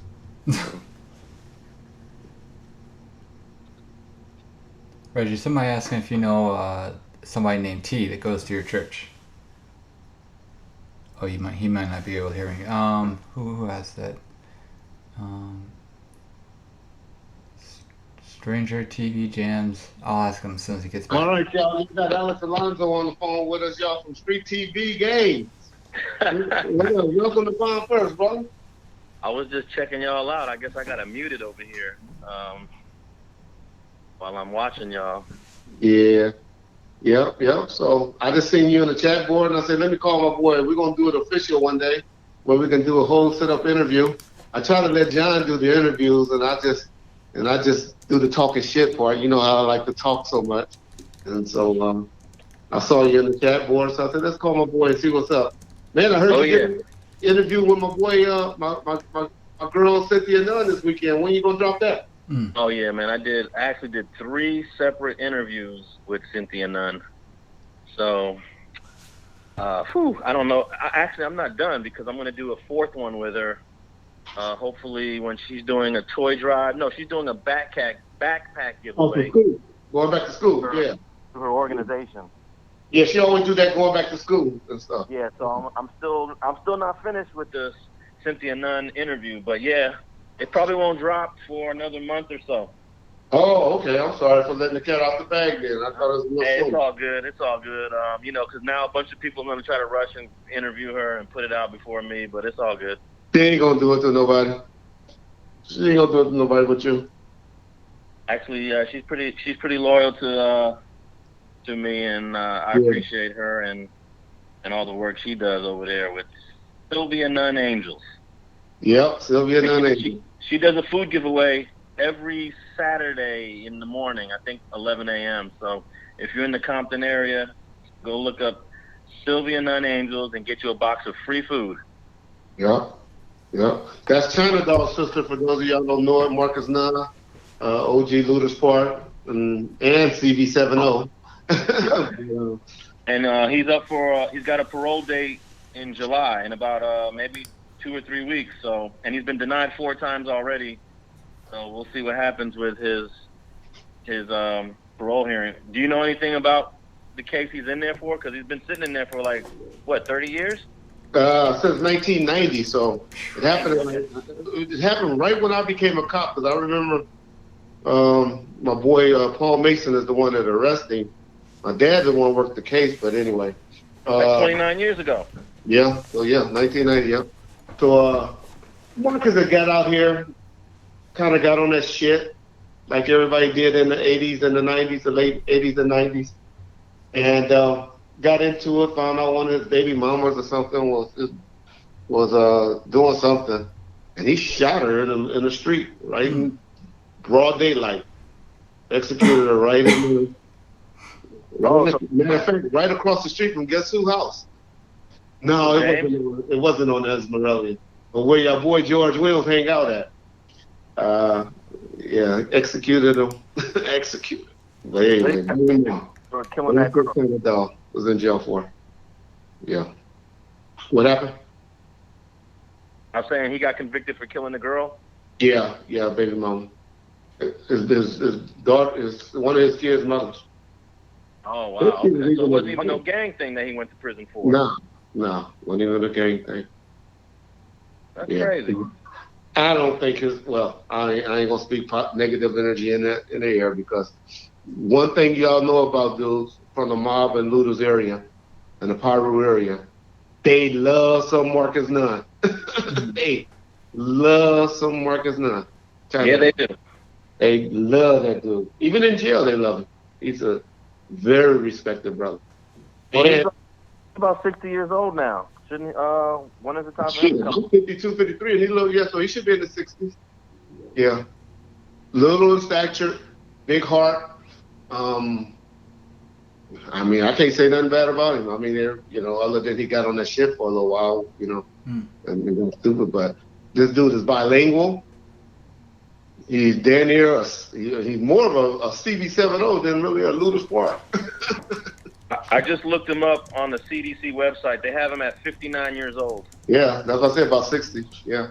So Yep. yeah, and he's been in there almost 30. So he's been in there. He been in there 29 years. So he went in when he was 30 years old. Yeah, that's what I said, 1990. So 1989 was right when I got hired. I remember they caught him over actually in Elm Lane is where they caught him at an apartment over on Poinsettia and Compton Boulevard. Yep. Marcus Nunn. Well, he might be coming home. We'll find out in about I 2 hope to 3 so. weeks. I hope so. I doubt it, but I hope so. Yep. Well, I think they're letting a lot of these older guys out. You know, he's almost 60. He's already had 4 or 5 denials. So what's the deal? And he has a clean prison record for the last 5 years. Oh no, he's like a goddamn spokesman in there. My cousin Fletch was his roomie in with a cellie. She always said that he was getting fucked on there. That motherfucker's so wrong. But in San Diego, Marcus was in San Diego. And my cousin used to tell me he was so cool and had so much juice in there, but they didn't lock their cells, ever. Mm. They didn't lock their cell. So, yep. So I see the topic here says Vlad TV and Lil Kaz. I just got in, so what was that all about? Well, we had, I promise you on the, in fact, y'all, for y'all who don't know, Alonzo is James and our partner on the Gangsta Chronicles.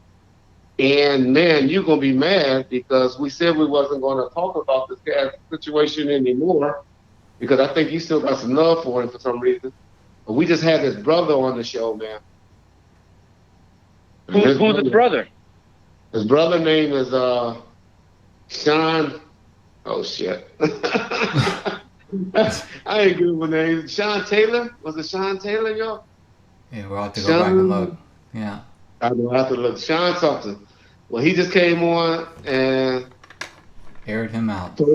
Told him he never been to jail before. Pretty much that he was living his life. Go back and listen to it. The brother laid him out. Sean Clark. Thank you, David Hernandez. Laid him out. On this airing right now, earlier? Yeah. About 30 minutes ago. Okay, yeah, I just missed it then. So we're gonna revisit the topic then? You guys should. Well, you can listen to it, and I got his number. Maybe I'll try to get him to come to the studio. But, you know, I'm tired of picking on the man. I mean, as long as he keep his head like a hamster or a gopher, as long as he stay like a gopher, then I won't leave him alone. But if the nigga raises his neck up like a gopher do sometimes, then we're going to chop it off. Well, he's been doing a lot of interviews saying the same thing, so I don't... Maybe? Are they new? Well, the one that he did with No Jumper, that was like... Well, that was before. That's the one that pissed me off. That was the straw on my hat. That was the one that said, okay, John, no, we're about to get him now. Mm-hmm. No Jumper's the one that pissed me off. Well, he did, the very first one is 2016 with Big Herc. Correct. He talked about that. He said he emailed Big Herc and told Big Herc right after it happened that he was lying, that he never been to the pen, that he was using his name and all of that stuff. And he said Big Herc just pretty much said, oh, he don't believe it, roll with him. And then even he said he texted him after we exposed him, mm-hmm. You know, then we get over here on Ball First. And he said Big Herc was like, oh, fuck that nigga, he's the police, he lying. And so, yeah. So. Okay, so just give me a quick little synopsis of what the brother said, and in 1 or 2 sentences. That he's a faker, that he's a wankster. You remember 50 Cent song Wankster? That's what he was. He said everything that he pretty much said was a lie. He said that he never been to the pen. He said he never even been in the county jail. He said that his mother has never been on heroin. His mother, he didn't never shoot his mother up. His mother worked as an IRS agent, mm-hmm. I think, or investigator, and retired from that job. Kept a good roof over their head. He said he didn't start trying to gang bang until he was about 26 years of age. His brother went to prison when he was 21. And so he said, but he only reason that he was exposing him and spoke out was because he felt that he was being disrespectful to his mom. Yeah. And he couldn't take that anymore. Straight up, The though. police said he was a con artist. He made it very clear he's been to prison before. So the brother said he's never been to prison before? Mm-hmm. That's what the brother said. Yeah. If you can't lie that you've been to prison, we could just look that up. Yeah. Okay. Well, do your research, investigator, gang TV, street TV, anti-police, Alex Alonso. No, I'm anti-crooked police. That's No. You like me? Yeah, you cool. I got no problem. Okay. All right, I was just making sure because all these motherfuckers on here think I'm a crooked cop. Well, there's a very fine line between, law enforcement and sometimes, bending the rules a little bit. Yeah. No, I got you. He said that he's mixed with black and white. He has no Mexican in him. I mean, He got kicked out of that motorcycle group, Chosen Few, Chosen. Yeah. Something. James kind of spoke on that, so. Yeah. Oh, yeah. James spoke on that about 3 or 4 episodes ago. So on the Gangster Chronicles. Yeah, so we knew that. He just said that the dude is basically a con, so. Go back and listen to it. Take some time while you ride tomorrow. And I'm riding in the car and listen to the playback. It'll be up in about 30 minutes. The biggest discrepancy to me is that the police report that you have available right here on Bomb First, the date is 2001, Mm-hmm. and he's always saying something about 2008 or 2007 is when he got these masters. So the timeline is confusing to me. But the incident that he talked about with Damon Thomas and Big Poppy and all of that is the names that he talked about and the incident he talked about is the 2001 incident. That's Exactly. why so that's why we know it's a big lie. He just done heard things, and he goes from lies that he hear and makes shit up. So he done heard about that incident and he tried to bring it up. It's like he tried to go, you can't make this shit up. Yeah. Yeah. About something about the 60s running on the news. Yeah. Come on, y'all. Find me where that incident at. Find me where the incident where Suge went to the news or the police and said the 60 Crips ran off into his office and it was on the news. Yeah. Because the only news thing that's even close to that is when... you are making shit up. Yeah. Yes, you do make shit up, nigga.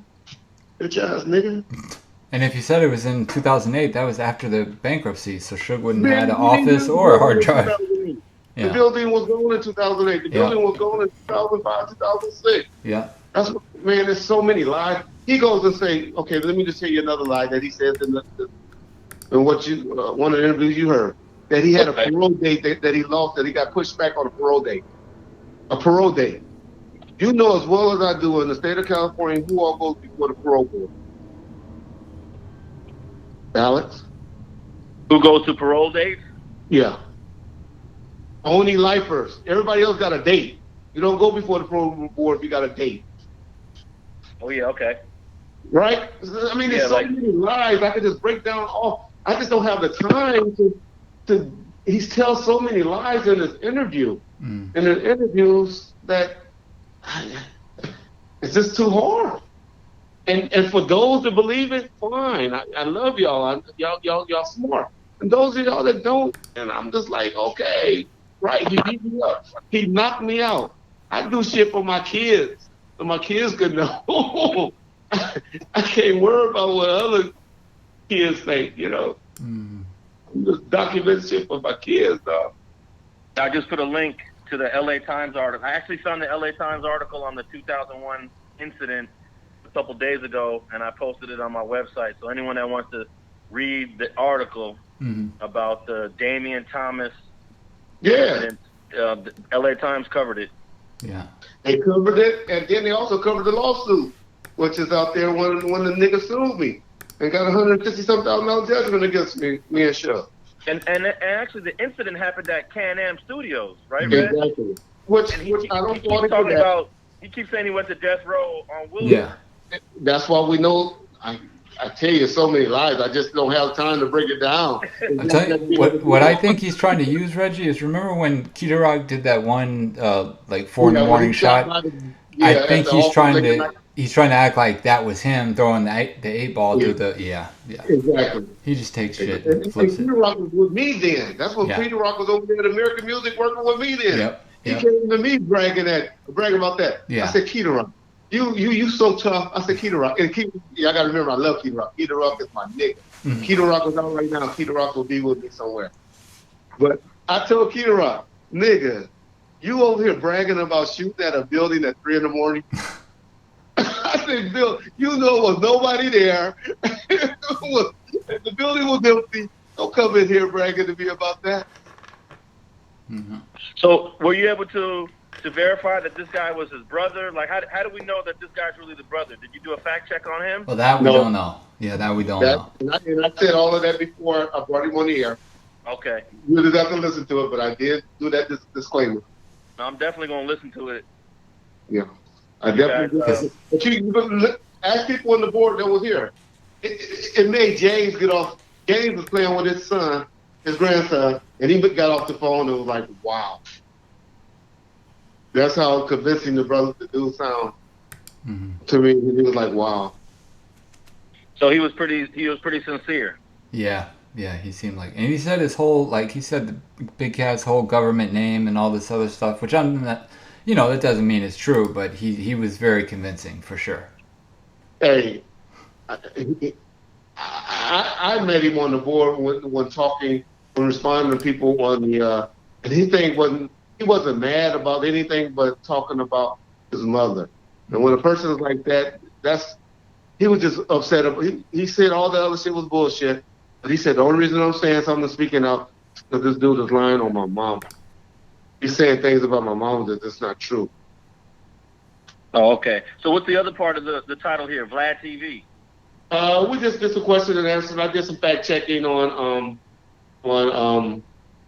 some things that I misspoke on. Like I called the Bobby Brown tour. I called it Scream when the actually name was Heartbreak. My boy Urban Flavor or somebody. But anyway, somebody corrected me and told me the name was actually Heartbreak tour. That was with New Edition, the Heartbreak tour. That's what Bobby Brown was in, but he was also breaking away and doing his. It was with him and Albie Shore. That's how Suge got away and got cool with Bobby Brown on that. So we cleared that up. I cleared up about KVD. Oh, about KVD, which we did on Great Gangster Chronicles. You laughed at. You thought that was hysterical, but I cleared up that it was actually his drugs and not Fink's drugs. The 63 kilos. Even though Fink was having money. Yeah, he didn't want people to think that Fink was over him. He had a problem with that. Matter of fact, I'm going to try to. Let's crank call KPD. You don't say nothing because I know you're trying to do an interview with him. Hey, this is what I want to ask you. I think you need to do an interview on the mob now. I think I need to get some of the little young homies that's out there to do something with you. You ever deal with the mob? I'd rather do James first and get his history from 1975. Nigga, you done stood James up about 5 times. I never stood James up. James is the reverse. James told me he was waiting on you one Friday for about a week. Nah. The whole day. And then I called him the night before. There was no answer. And then I called him early that morning. No answer. So I just figured he didn't want to do it. I don't put pressure on people. But I called. Y'all tell me y'all tell in the comment section some games and that y'all think Alex should interview y'all. A reputable from your area. I got a good gang question right now. Okay, go ahead. After Looters Park was founded on the east side of Compton. Okay. Which was the very next Pyru set after Looters Park? After the east side? Yeah, it went east side and then Looters. Looters would be the first Pyru set on the east side, and then what would be the second one? Who came after Looters on the east side? Some probably will say Hollywood, but I would say Cross Atlantic. You know what? A lot of people do say Hollywood. I haven't heard Cross Atlantic. You haven't heard Cross or Limehood? No, I mean I've heard of them, but I haven't heard of Cross Atlantic being like as old as. Well, I'll tell you all the ones on the east side.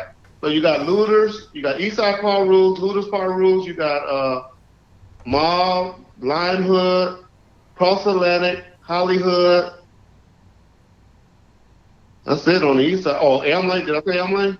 Elm Lane, Cross Atlantic, Lime. And technically, Fruittown is considered East Side. Nah, but that's on the west side of the track. I know they're on the west side, but they claim East Side Pyru. I didn't know that. I would have lost them. Well, Treetop is on the west side too. Would you tell people that west side is a west side? Okay, let me tell you. I'll give y'all some history for everybody talking about Treetop because y'all know Treetop a lot because of DJ Quick. But Treetop is like Fruittown. Treetop is like the Fruittown what Looters is the mob. Did I say that right? Well, Looters is the mob. Fruittown is the Treetop, y'all. Yeah, Cedar Block is on the west side of Compton, y'all. West Side Power Rule. The west side is 151s, Campanella, Fruittown, West Side, Cedar Block. Anybody else? What else? Let's see. Cedar, West Side. You remember Jarvis Street? No. Jarvis Street Pyru. That's not in Compton. Yeah, it was Jarvis Street. Well, it was near Campanella, and Campanella's not Compton. Oh, yeah, that's that county shit. Yeah, that's the left. It would be Campanella, y'all don't even hear Compton dudes talking about, and Campanella's gonna get mad at me, but they all old and drunk anyway. Original Block Pyrus, they're on the west side. Who? Original Block Pyrus, off of 151st Street. Oh, you know who we always forget that I forgot about? Who's that? The boys over there in Regina Village. Park? Aren't they Actons and what? Actons and Regina Village, though. What are they called? Is it Regina Village? I don't know about that one. The ones that's in the little apartments. I think that's Regina Village. Regina Village, my roof. You talking about the apartments where a sheriff? Magic Johnson, where Magic Johnson Park used to be or is. Oh, you talking about Miller Gangsters? Who? Miller Gangsters. That's Miller Gangsters over there. No. Harry O and them was from Bunny Hunters, y'all. That's a Watts game. But no, over there, just on the other side of Centennial High School. Village Town. Village Town Pyru, yeah. They don't have a hood anymore. They not? What, they actors now? They tore down that whole community. Robbie Fisher got it. Regina Village is who I was thinking of. Oh, Ujima Village. I'm thinking you're saying Regina. No, Ujima. Yeah, Ujima. Ujima Village is Village Town Pyru. Okay, good. Yeah, okay. But they tore down all those buildings because of the petroleum contamination. Oh, did they? I didn't know that. Yeah, they got a big fence all around that. It's vacant. Oh, okay. So those Pyrus don't really have a hood right now. They mainly was cool with actors anyway, right? Yeah, they were right there next to Athens, and also they're actually not too far from the Denver Lanes. Yeah. Well, Denver Lanes, yeah, Vermont. The Denver Lanes that used to extend to 120th Street. But then, Yeah. you got the Miller Gangsters, Denver Lanes to the north, and you have like Athens kind of to the west, and then you have 135 Pyru to the south. Okay, yeah. And I think they claim Compton, even though that's county, 135th. Yeah. But they go to Centennial High School, so. Yeah, they go to Centennial. Yeah. I think I think you mentioned all of the Pyrus on the west side. Did you say neighborhood? Isn't there? I didn't say neighborhood. Neighborhood. Yeah, I didn't say neighborhood. Yeah. I don't even know too many neighborhoods though. Yeah, They were real small. They were smaller than 151s in Hollywood. So what year would you give Hollywood if you're saying? Oh, you said Cross Atlantic might have been the second Pyru set on the east side. I would thought Cross Atlantic or Limehood. It might have been Limehood. Because Limehood never really claimed east side that much. Well, they all claimed east side at one time. I mean, it was they're all East Side, but everyone started to like branch off into their own sets. Yeah. And I was just trying to figure out who was the first ones to branch off after Looters. Oh, I thought you had the answer. Shit.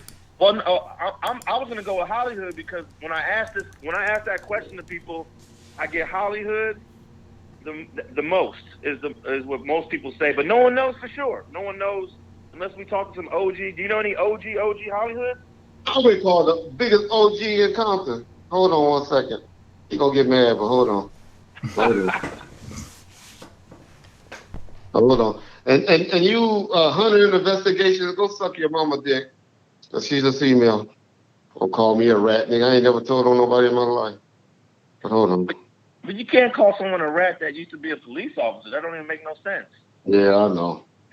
I got statute of limitation. My statute of limitation ran up. I ain't been a cop for 23 years. But hold on. Or someone just put Limehood as before Hollywood. I don't know if that's a troll or if that's somebody that got real information. All right, hold on. Right now, hold on. Somebody said, what's Keefy D's number? Hold on. Okay. I gotta figure out how to work my phone first.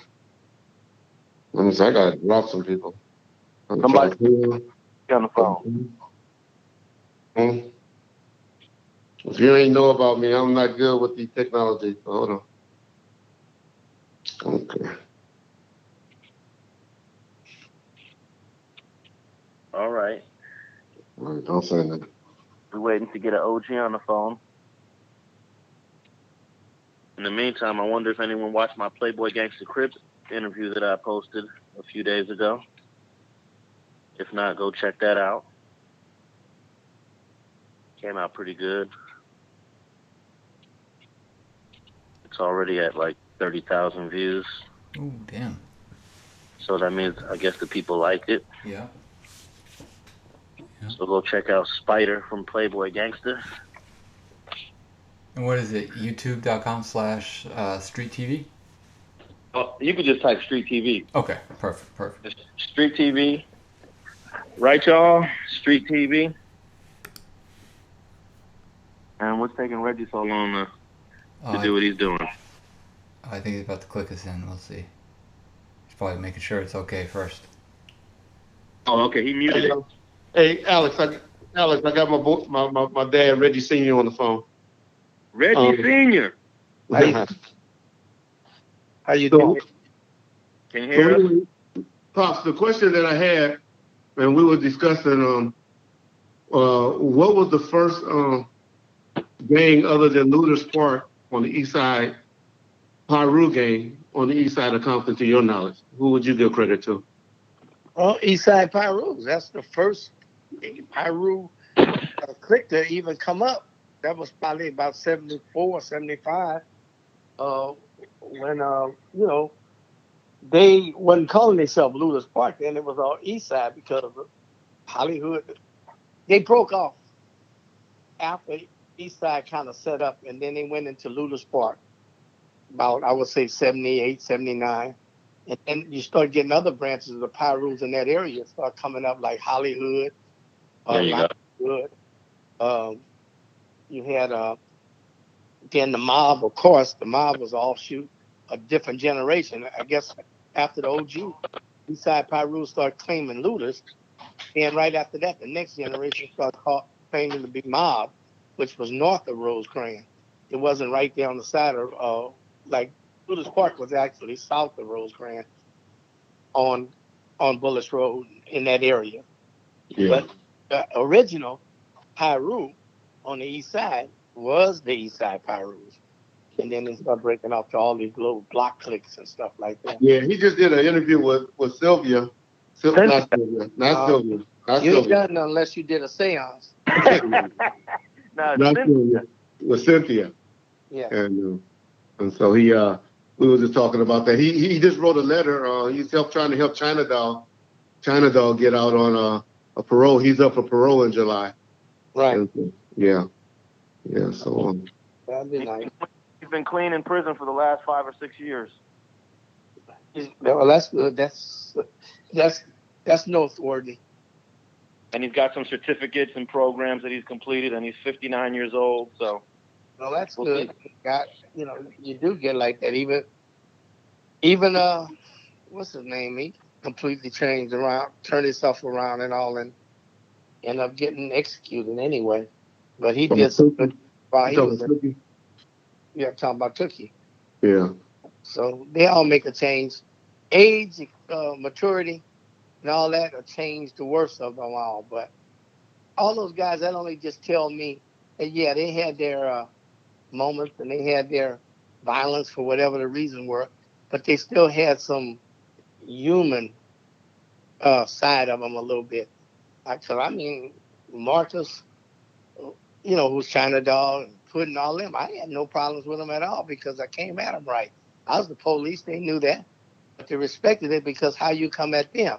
So that tell you they have a good human side in terms of not being just completely disrespectful or non-caring, but they had their reasons for going through some of the changes they go through. But you can bet those that survive, like Marcus, and those that are still around, they probably look back on a lot of the things they do and regret what they done. But at the time, it was all about, the hood and all about what they considered was family. Yeah. It's that simple.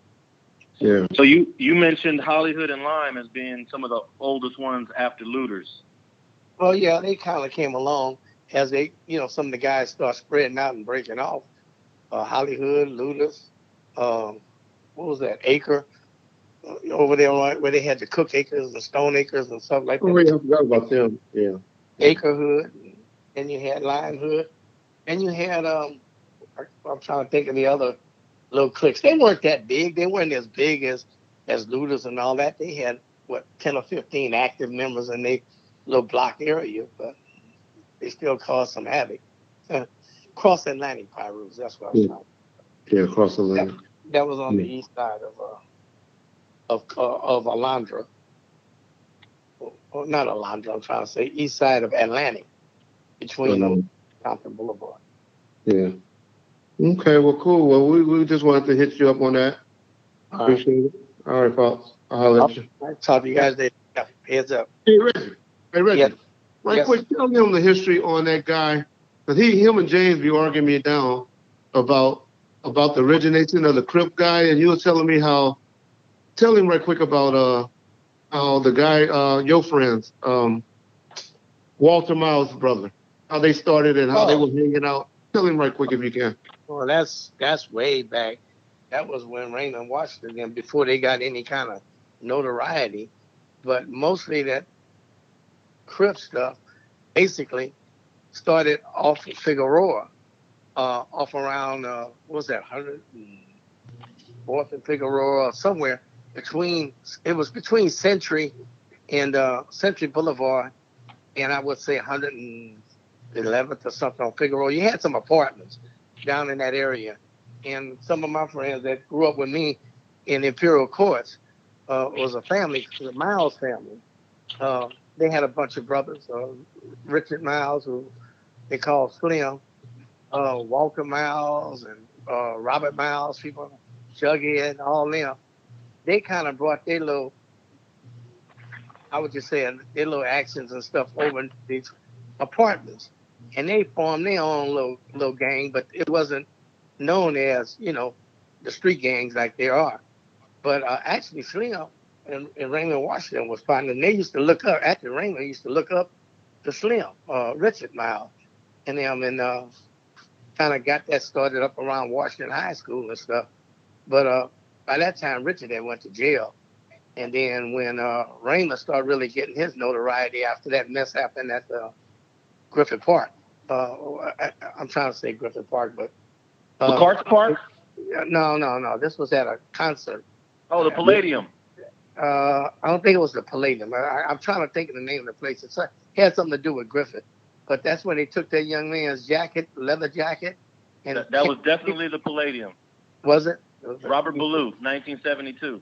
Okay, you saying are you saying the Hollywood Palladium? Yes, the Hollywood Palladium.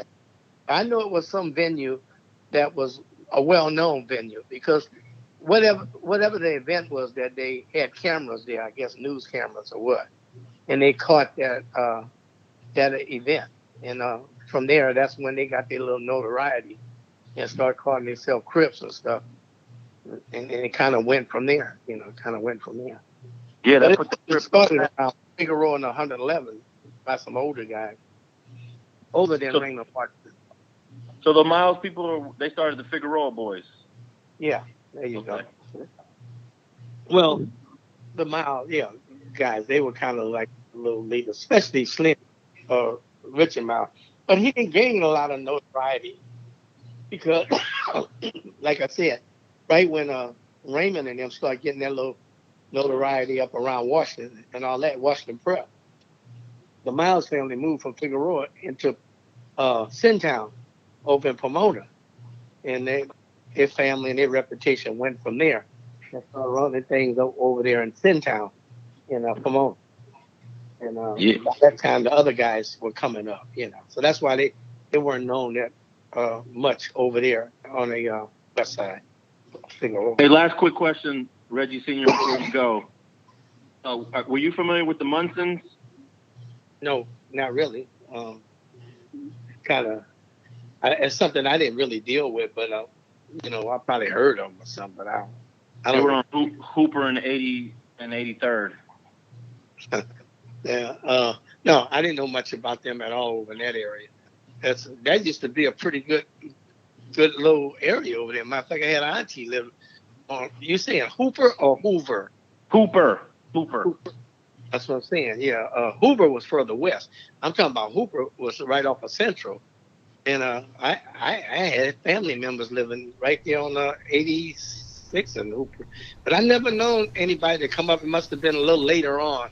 I would say probably in the 80s or something when they started acting up. But if they did then, I didn't have anything to do.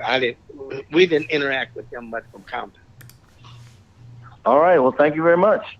Yes, I'll let you. All right. Okay. All right. You guys have a good night. Keep your heads up. All right, thanks. All right. Yeah. Man, Reggie Sr. got some history there. Oh, I'll tell you. If I can get him to remember, you got to just sit down and talk to him for a while. He'll call me back in 30 minutes and think of everything. And be like, oh, yeah, this is what it was. And I'll be like, oh, Pops. But, yeah, he's 72 years old now, so his memory gone. And I got him just the hell out with my bullshit. But anyway, that's another thing. James, you told me to tell Reggie to stop it. What we said wrong? It was something we done said that James didn't agree with. James, call me back. James told me to stop it. I don't know. I didn't read the other part, so something we done said that James didn't agree with. Well, he'll call me if he be too bad. But he probably don't something that So I see. He said Reggie, stop it. Yeah, I don't know what he meant. Don't know. But he'll call me and tell me. We got James in here. Yeah, James came on earlier. I talked to him before you came on. James came and talked for a minute. Yeah. So cool. So we got a good show tomorrow on Gangster Chronicles. Gonna come out Thursday. We got Chico. Tell him a little bit about Chico that's gonna come on the show tomorrow. Chico Brown. Yeah. I guess Chico Brown was he's from Compton, and he was Freeway Ricky Ross's co-defendant back in that 1990s case that caused him to go to prison. And from what I understand, Freeway Ricky Ross had gave up drug dealing at the time, but then came in to do one more deal because his Central American hookup convinced him to do another deal, but it was all a setup to get him arrested. And it just so happened that Chico Brown was part of that case and ended up going to prison. So maybe we'll get him to talk about that. Hello? Yeah, can you hear me? Yeah, I went to the other line while you was talking. Oh, okay. But, hopefully he'll talk about that case, how he got caught up in that drug trafficking with Freeway Ricky Ross, and how that was supposed to be one last hurrah. Yeah. Oh, really? I didn't know that. Because Freeway Rick had actually quit selling at that time. Oh, okay. And then he came back in the game because the guy from Central America told him, hey, I got this big sack for you, Rick. I know you quit. I know you retired, but you can't turn your back on this big sack. But it was a setup, and that's how he got arrested. Oh, damn. Well, I got well, don't give up too much. So y'all make sure y'all go to Gangster Chronicles Thursday morning and check it out because that's gonna be a good show. And then the following week, well, we're gonna have somebody else on because we're gonna do a show, but that person Vlad gonna come in on the 10th. So the 11th, y'all check out for Vlad because I don't let Alex loose on him, and Vlad is already committed to come on. He's gonna come on the 3rd, but we got some other obligations, and we're gonna do it a different date. And our schedules didn't meet up with Vlad, but so we got some good shows coming up. So Alex, as always, appreciate you, man. And appreciate you coming in, helping us out with the show tonight. Y'all have a good night. I'll be checking y'all out, and I'll definitely go back and listen to the beginning. Yeah. Okay, and then y'all hit him up in the comment section on somebody from y'all hood that y'all know that's a real G that y'all need him to to do an interview with. For sure. Somebody said James McDonald, top dog. All right, see y'all later. Cool. All right. I got somebody that I don't know that called while I was on the phone that want to talk, so we'll merge him in and then we'll let John go. Hold on. Oh, we got to call Keithy ass though. Oh, yeah. Oh, hold on.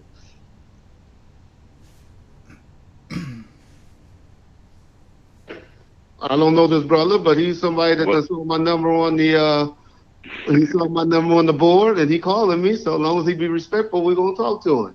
So what's up, brother? Yeah, man. I'm keeping respectful, man. You ain't gotta pump me up. Just be respectful with it. yeah, it's all good. But I'm saying like this though. I'll try to block all that other shit. Well, I ain't trying to cut. What's your username? Tell us your username. So if you're talking shit, we can talk shit back to you. Lamonte Roper. Yeah, we ain't know your real name. We talking about your username on YouTube.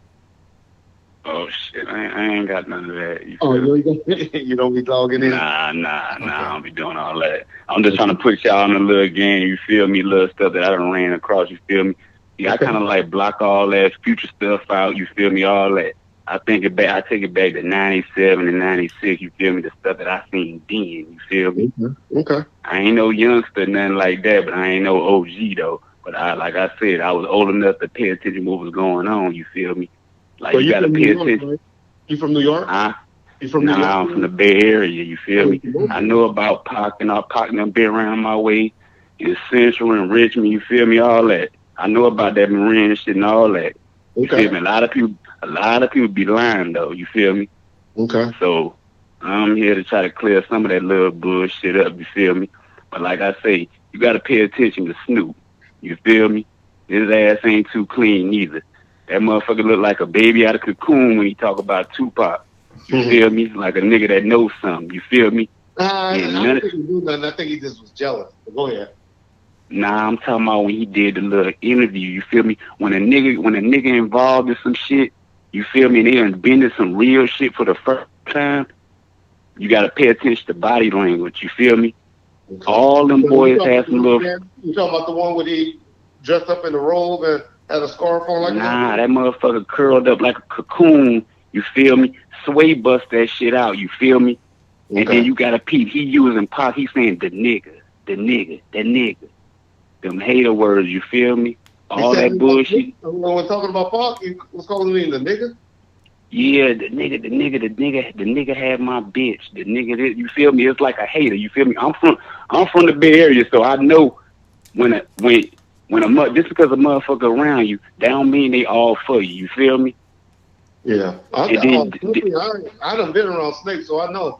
From a point of view, check this out. To find out what interview you're talking about. Let's just go back so people out It's the one with Sway when he was on the one of them shows with Sway, talking to Sway. And you got to pay Sway from the Bay Area. You feel me? So he on Pac's side. You feel me? Let me cut you off 1 second while something on my mind. Man, if y'all want to know how Tupac feel about anything in life, y'all go listen to that Sway interview, and he explains the whole thing of his feelings of why he feel things went down. I think it was done like a week before he got killed. I know that might be the one I'm talking about. But it's Pac that's talking on this one. I ain't talking about Snoop. Oh, all Pac did an right. interview with Sway. And Yeah, I seen that one. And man, y'all go listen to what he has said. Everything that I've been trying to tell y'all over the last year or two, he talked about. Y'all go listen to that, you young heads. I know my old heads know. Y'all done heard it. But you young heads, go listen to that interview. I tell y'all will understand Pac and his feeling. Okay, go ahead, bro. I'm sorry. But look, check this out, cuz. I'm gonna tell you. The nigga Daz, you feel me? Daz ran from that shit though, cuz look, check this out. Daz ran from that shit. That nigga Daz was hanging in the Bay Area. I seen Daz in Target, you feel me? I'm behind this boy in line. Look, check this out. This ain't no bullshit though. And I felt them niggas was looking scary though, you feel me? I'm looking at these niggas like these niggas in Target, these niggas got jewelry cleaner, the little shit, and then they kind of explain the shit. They like, oh yeah, we going to shoot dice. But the nigga that came up to me was Lil C-Style. But guess what? Lil C-Style told me his name was Lil Half Dead. Bro, this was in 99.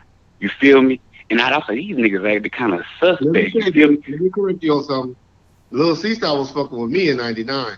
So he wasn't fucking with Snoop and them. Him with Snoop G and all of them, they was bro, listen what I'm telling you. No Lemon Soldiers and everything. I swear on my hand on the Bible, I was behind this dude in line. This when that St. Eye shit came out, I had the motherfucking tape. I knew who the fuck he was. He thought I didn't know who the fuck he was. But I'm like, why is this nigga telling me he another nigga name? This before all that Lil Half Dead shit came out. Like I said, this was in 99, bro. I'm just trying to tell you, I'm trying to tell you, bro. You were loyal then. He was loyal. Lil C-Style, the young one. It's two Lil C-Styles. It's the big one. With the deep. Yeah, the little peanut head looking little light-skinned, skinny nigga.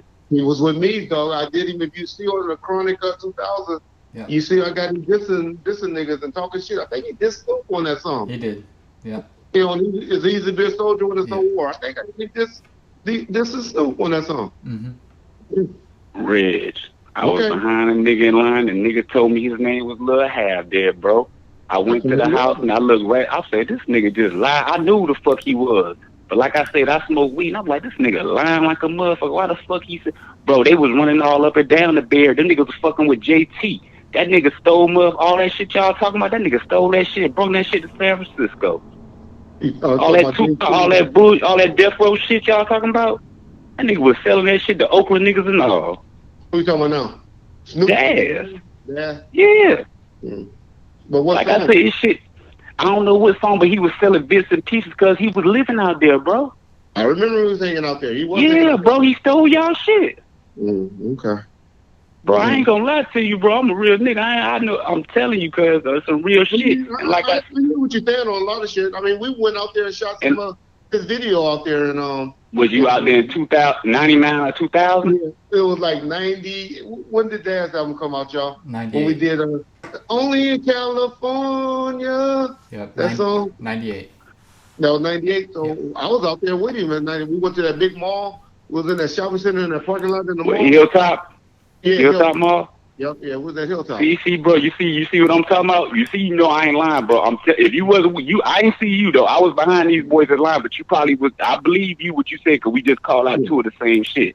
Yeah, you feel me? But I'm just going off what I see. And then Corrupt got on the motherfucking Breakfast Club and told a motherfucking hating story about goddamn Tupac. I'm like, what's up with these dudes right here? None of them niggas was with y'all that night. Them niggas was with them boys. But what happened? Y'all bullshit. Let me what happened. Daz and Corrupt was sent home.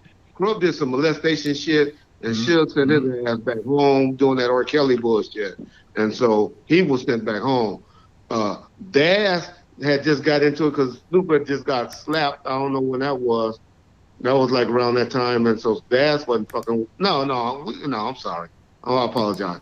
The shit with that. Daz was he was cool with Snoop. But they had just disrespected Sharitha on the road. And that's when those niggas' album got pulled. He was about to do another video on them until they did some shit with Sharitha when she took them on the road. And Suge pulled the plug on them on the song Reality or Relative. What was the name of that song? Reality. He was about to do Reality. He was about to do a video on that. And then he canceled that off. So Daz was kind of pushed to the side for a minute. And so that's why they wasn't around. But Snoop was still hanging. But the only reason Snoop didn't come and then hang out because of that MTV bullshit. Because Pac was living behind that shit when he went on that radio station talking about he'll do songs with Biggie and he ain't had no problem with the East Coast. Man, y'all just don't know. Pac was living. Now, I believe that they would eventually made up. I really believe that they would eventually got back cool. But that week from September the 3rd or the 2nd or whatever until the 7th, him and Snoop wasn't fucking with each other. So and they go the motherfucking story right there. That's what I'm saying. All that shit was set from that motherfucking week. You got to peep game because Corrupt said the same. Another motherfucking story. All that shit happened within. It seemed like within that week or two, all them niggas had a fallout with Tupac. You feel me? Tupac from the Bay. All that East Coast, all that bullshit they talk about. That man got all that shit from the Bay. That man B's in the Bay. He threw a shout out to that. He said he named out the 4 cities that made him. And the Bay he wasn't no blood, cuz. He wasn't no blood. Well, that money over bitches came from fucking with Sebo them. No. Sebo, Richie Rich them. Bro, I'm trying to tell you, bro. Before he with his MOB. His MOB. Rosecrans and a mob till I die. Who was he talking about then? Money over bitches till I die? Okay, Mike. Bro, Sebo. Oh, why you think he put them on All Eyes on Me, bro? Listen what I'm trying to tell you. They is mob. Them sack niggas. Street niggas out here love Sebo. Most of these young kids don't know about Sebo. Yeah. Sebo, I mean, niggas out here, my boy the realest, I still got them fucking with each other till to this day. I mean, but Sebo, that was like our anthem. That and Thug. Niggas that I messed with back in the day, they only Spice One, Thug Life, and Sebo shit. Buntry, that's all will be a Buntry cassette player. The shit from Sebo Underground shit. Yeah, so, okay. Yeah. Well, I'm gonna put you on something else. Let me ask you some other shit now. Look, check this out. And far as that drive-by shit, that shit kind of hard to believe. Because when you get in your car tomorrow, you just picture that whole motherfucking situation. You tell me how the hell you missed them bullets. Bro, I believe the killer was on feet. Oh, no. Ran up to that motherfucker. Okay. No, you talking crazy. There's too many of the homies in the line behind them. They would have did something. You don't think the Outlaws didn't love Pac enough where they would have made Frank drive that car over or somebody on the street? No, too many. Bro, when you get in your car tomorrow, just pay attention to the situation. There's no way in hell, bro. I'm a street nigga. There's no way in hell, bro. You could have missed. That motherfucker shooting rapid fire, bro. They didn't miss. But I'm saying Mr. Driver. That's what I'm trying to tell you. The nigga got out on feet, bro. All right. That's some real shit, though. I respectfully disagree, but okay. Yeah, it's good. And I disagree with you right now. it's all good. Everybody got their own opinion, though, like I said. That's all we hear. Yeah. Like I say, let me just say this.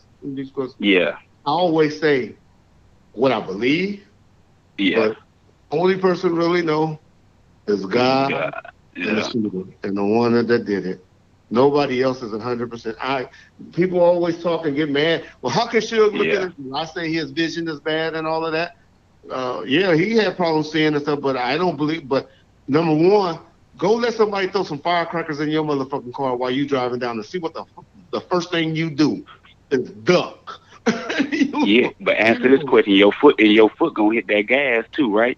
That's why he trying to say that one of my boys, if you listen to his documentary, that's where he blocked him off. That's where he say when he's saying that he's talking about two of his own boys, because the two people that was in the car is Trayvon Lane and K-Dub. I don't even think it was Trayvon. I think Trayvon was in his own car, but I'm not sure on that. But I know K-Dub was talking about. So he would at least dump the motherfucking front car, right? He would have did what? The car at least would have dumped the front car.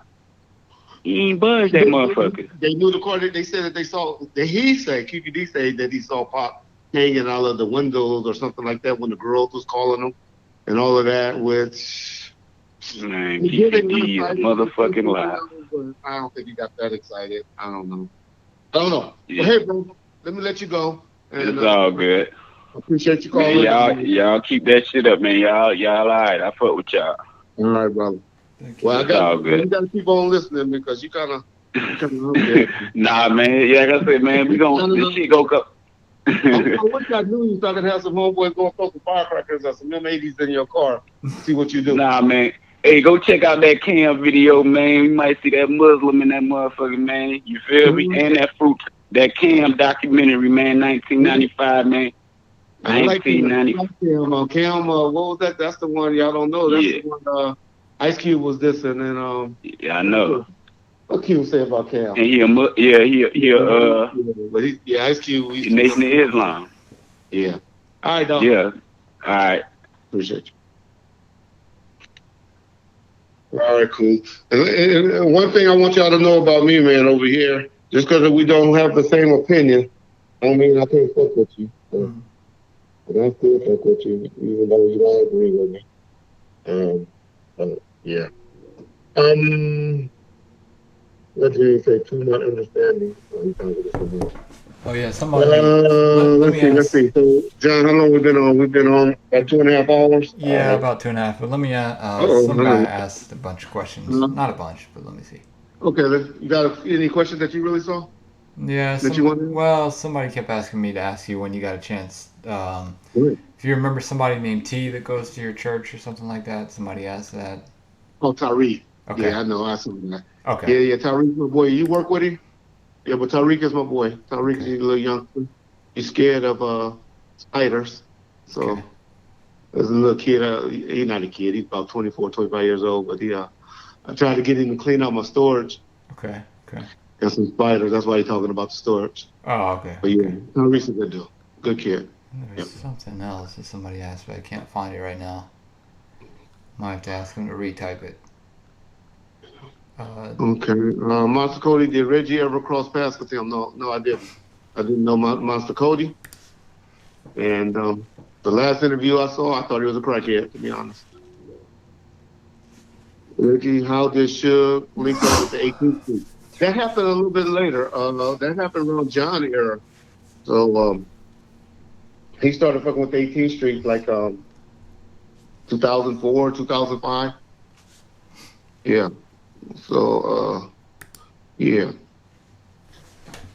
Oh, John Coop gonna get me because that's his boy. Big John Coop likes, he loves Big Cody's readings, his book. He been trying to get me to get into Monster Cody. I just look at his videos and I just look at a crackhead and I just can't respect it. So I remember though, a lot of people, mainly my boy Suge, that's where I got most of my information back from. I knew he used to talk about him a lot. He thought they called names off too much in the book. And he had a lot of mud on his name. Yeah. So that's what I knew about or heard about Monster Cody. No disrespect, but his name is out there, so he must have had a lot of respect out there. Today he looks like a crackhead to me. Let me see, what else? This is what the guy asked. He said, can you ask Reggie after the shooting and Trayvon came to the club saying Tupac was shot and about the beatdown, what was his reaction? It wasn't Trey. It was Buntry and Neckbone that came up to me after the club.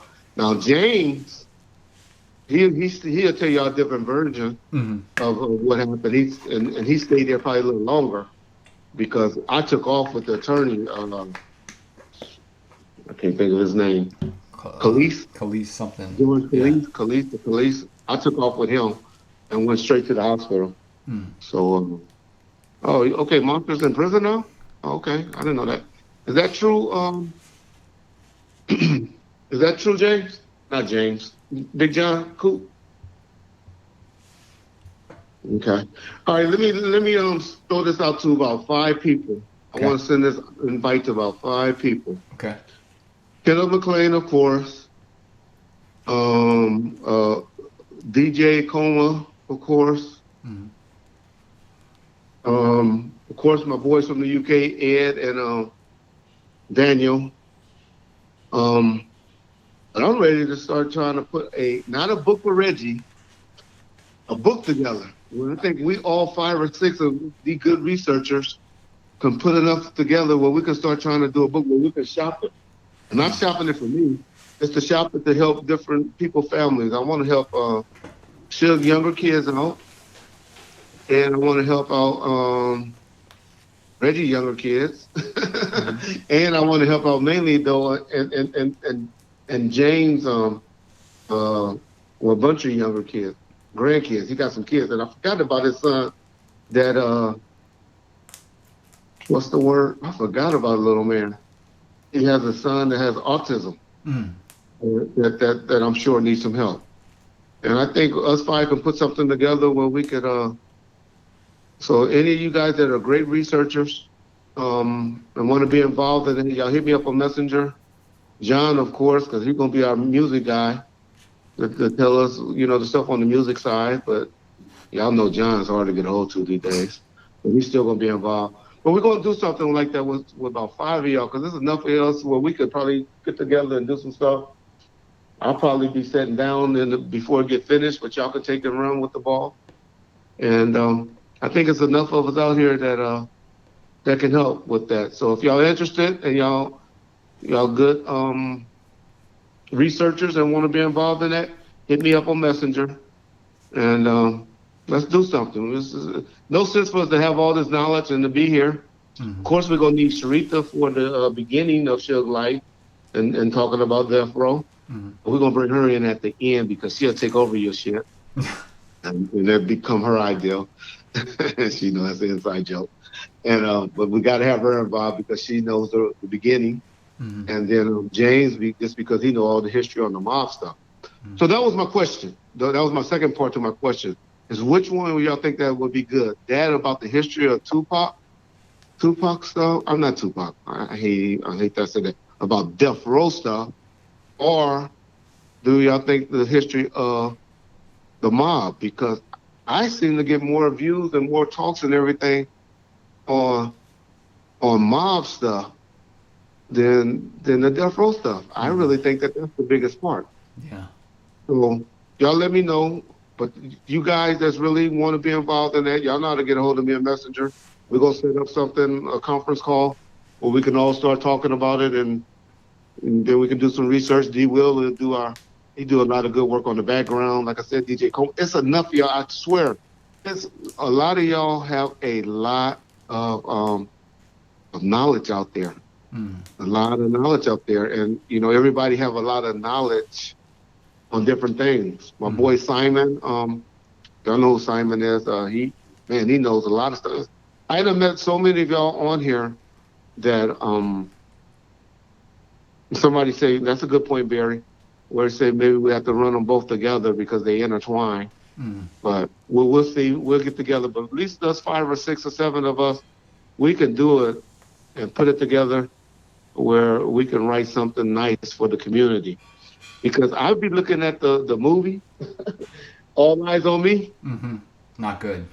And y'all all say that. Yeah. And I'd be like, damn, what they don't like. So I'll be like, I will be all fucked up. And so that's why I know I can't do nothing by myself, because I don't want to have something that's bad or be a part of something that's bad. So, so y'all hit me up and let's set up something. We're gonna set up a conference call number where we can all get on the phone and try to work it out. If y'all want Sharita to be involved at the beginning, we can. But I'm telling y'all, she's gonna take over and run with it. You're gonna be mad. All right, I'm just messing with my girl.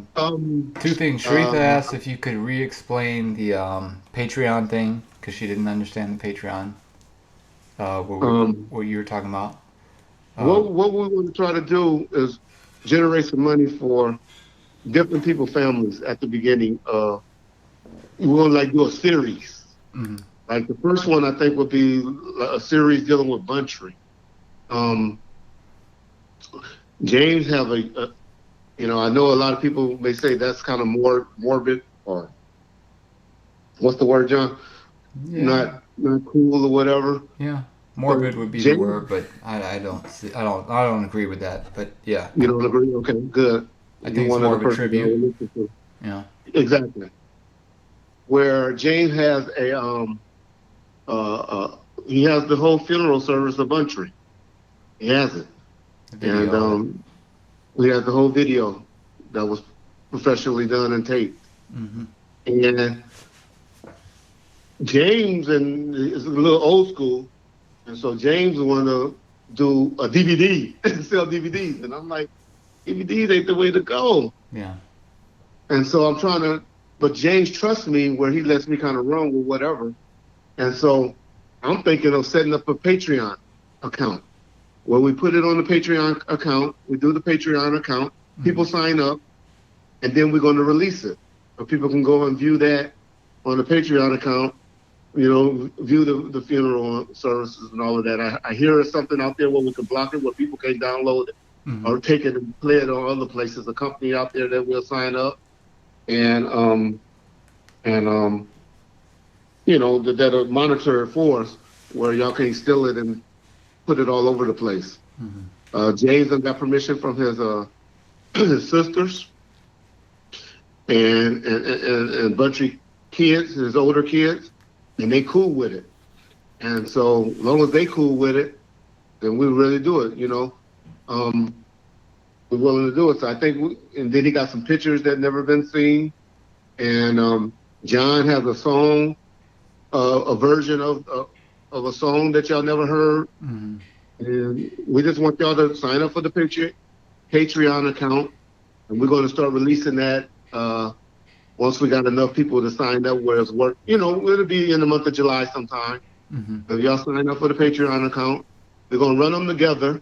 We're going to do them on both because I think we get a bigger audience. Somehow we're going to do it where it'll be on Bomb First and Gangster Chronicles, so where we can get that big push on both. Somehow we'll work out how to get the monies to the people and everybody be adequately compensated, to help people out. And then we'll do a series there.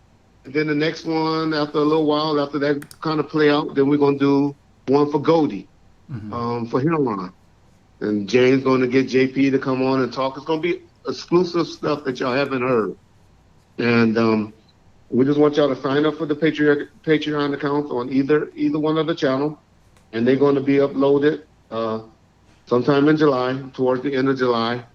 And y'all be able to get that. James going to have T-shirts that's going to also be for sale on there. Or we'll come up with something. We don't know what we're going to do.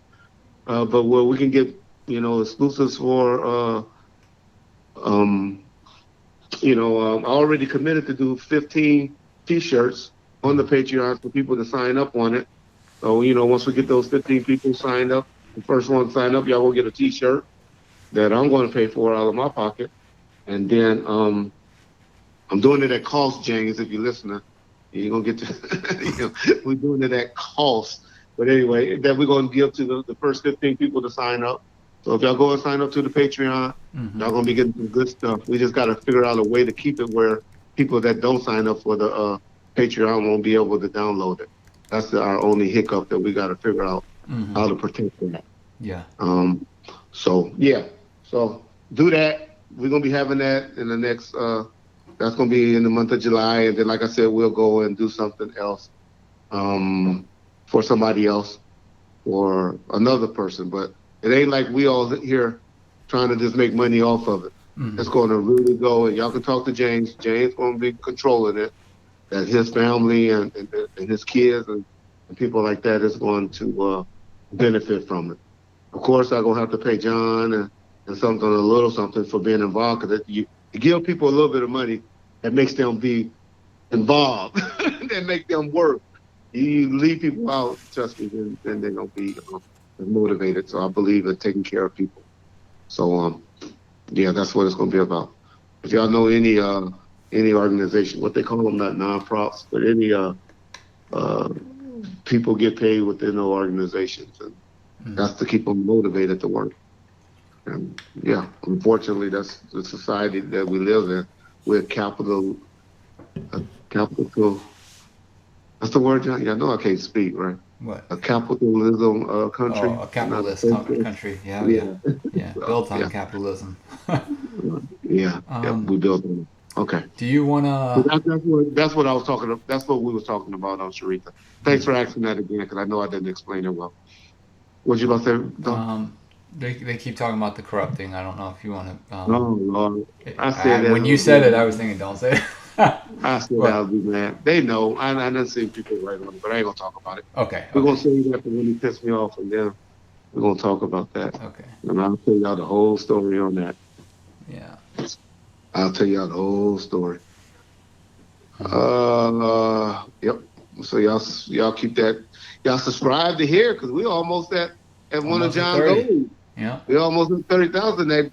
Man, I don't know what done happened. I don't know if John done hid my stuff or if I done hit something on my phone. But I don't know if y'all getting it or not. But everything, all the new stuff is going at the bottom on my phone. Is that happening to y'all? That's that Android of yours. Like when the John advertised for the show, I had to go look for it. When it's at the big bottom? fans video, yeah, go to the bottom. So I might have hit something on my phone. Let's see. Golden Girl, call Joe Cool and ask him what he had to say about me, and you'll understand me. You'll understand while I'm about to tap at his ass real good. But I got it third hand, and I don't believe in responding to third hand stuff that hard yet. But I know he'll hear about it and he'll reach out to me if I keep tapping at him. So I know he'll reach out to me. Be like, why you saying that about me? Because Death Row had a whole bunch of R. Kellys. I'm gonna get that story from me one day if niggas keep talking shit. I'm gonna expose a whole bunch of R. Kelly. All right, we'll just leave that there. We'll just leave that there. Joe Cool is not a buster. Don't start that. Joe Cool is cool.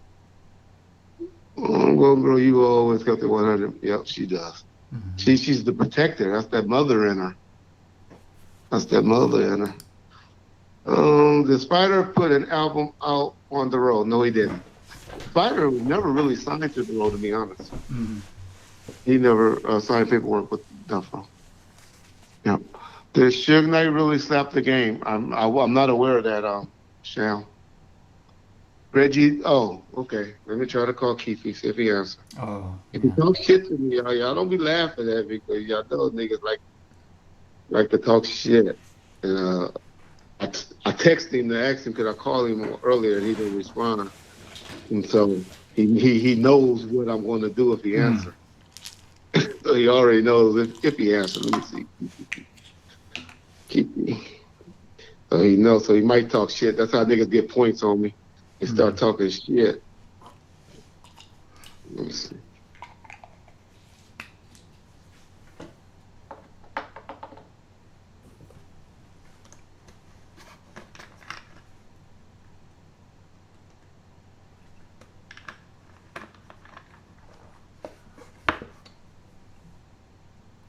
He's calling.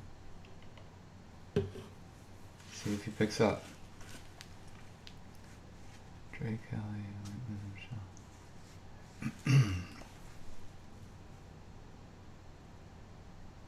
I should have called him earlier because he's the type of nigga that will call back eventually. And so we'll stay on about another 10 minutes if he call me back. Okay. Reggie got me. Let me see. Do you still live in Compton, Red? No. My grandmother lives there. I will be spending 4th of July in Compton. I'm going over to my in-laws' house. I'll be hanging out over there. Reggie, is it true that shit forced you to drink piss? Yeah. Yeah, he poured a whole gallon of piss down my throat. And then told you to run the company while he was in jail. Yeah, he just looked at me as this little bitch. But here, nigga, drink this. Yeah, okay. Reggie, were the stuff Suge said about J-Lo true? Okay. I think I told the story before. We had a blitzlet a little bit, not even enough that would have got your dick hard of J-Lo doing something. But she threw her whole army at me. She was in prison when I got that little bit of the tape. And she threw her whole army at me. So I know it was a tape out there. 2 people that I hate that I ever did something to in life, or 3. Jimmy Iovine is one. The other 2, I hate that I ever told that story about Mary J. Blige because I saw her on BET Award show. Mm-hmm. Fell back in love with her. Fell back in love with Mary performance. Man, I hate that I ever told that story about her and J-Lo. Man, I seen a picture with J-Lo today. She was on. They did a recap on Ellen's show. And I listened to her talk for about 3 minutes. Man, she's a cool chick. But that bitch got a stomach like a... She got a fucking six-pack. And y'all just don't know how a woman with a six-pack turn me the fuck on. One of the females on here sent me a picture of their stomach. I ain't gonna say no names because it's about 4 of them. And so they won't know. And they got a fucking six-pack. Now, I think they catfish you. That's their stomach. My God. My God. But anyway. But J-Lo, man, shit. I hate that but no. So my point is, we didn't have as much as they thought we did. But they thought we did. They thought we did. That's what got. Most of y'all don't know. That's what got Irv Gotti and Suge close, because Irv Gotti was tight with J-Lo at the time. Because him and Ja Rule had just did that song together. And Ja Rule,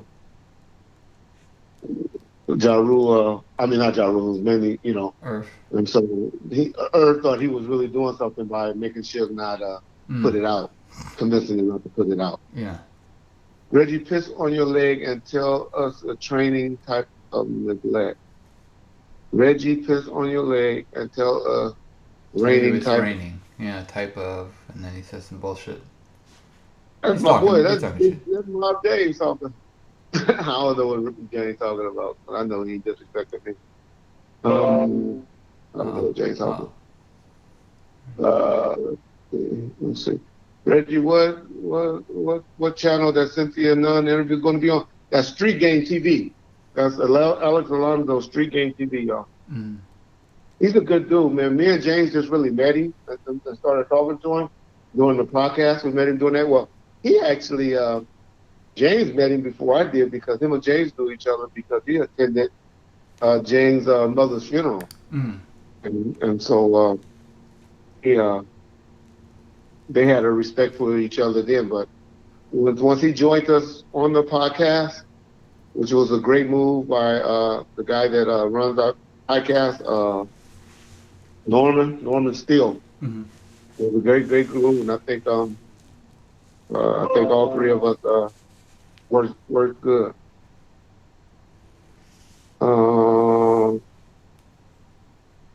Yeah.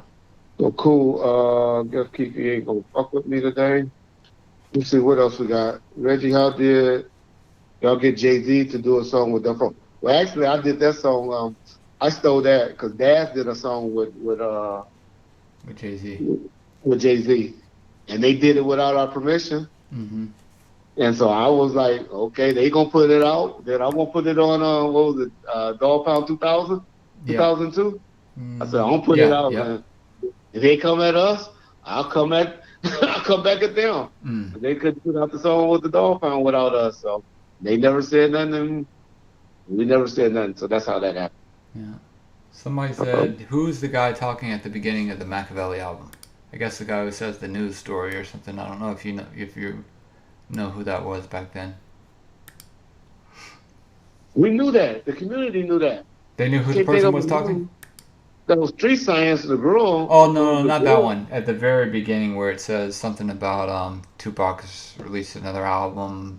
I don't remember the exact quote, but it's the person talking at the very, very beginning.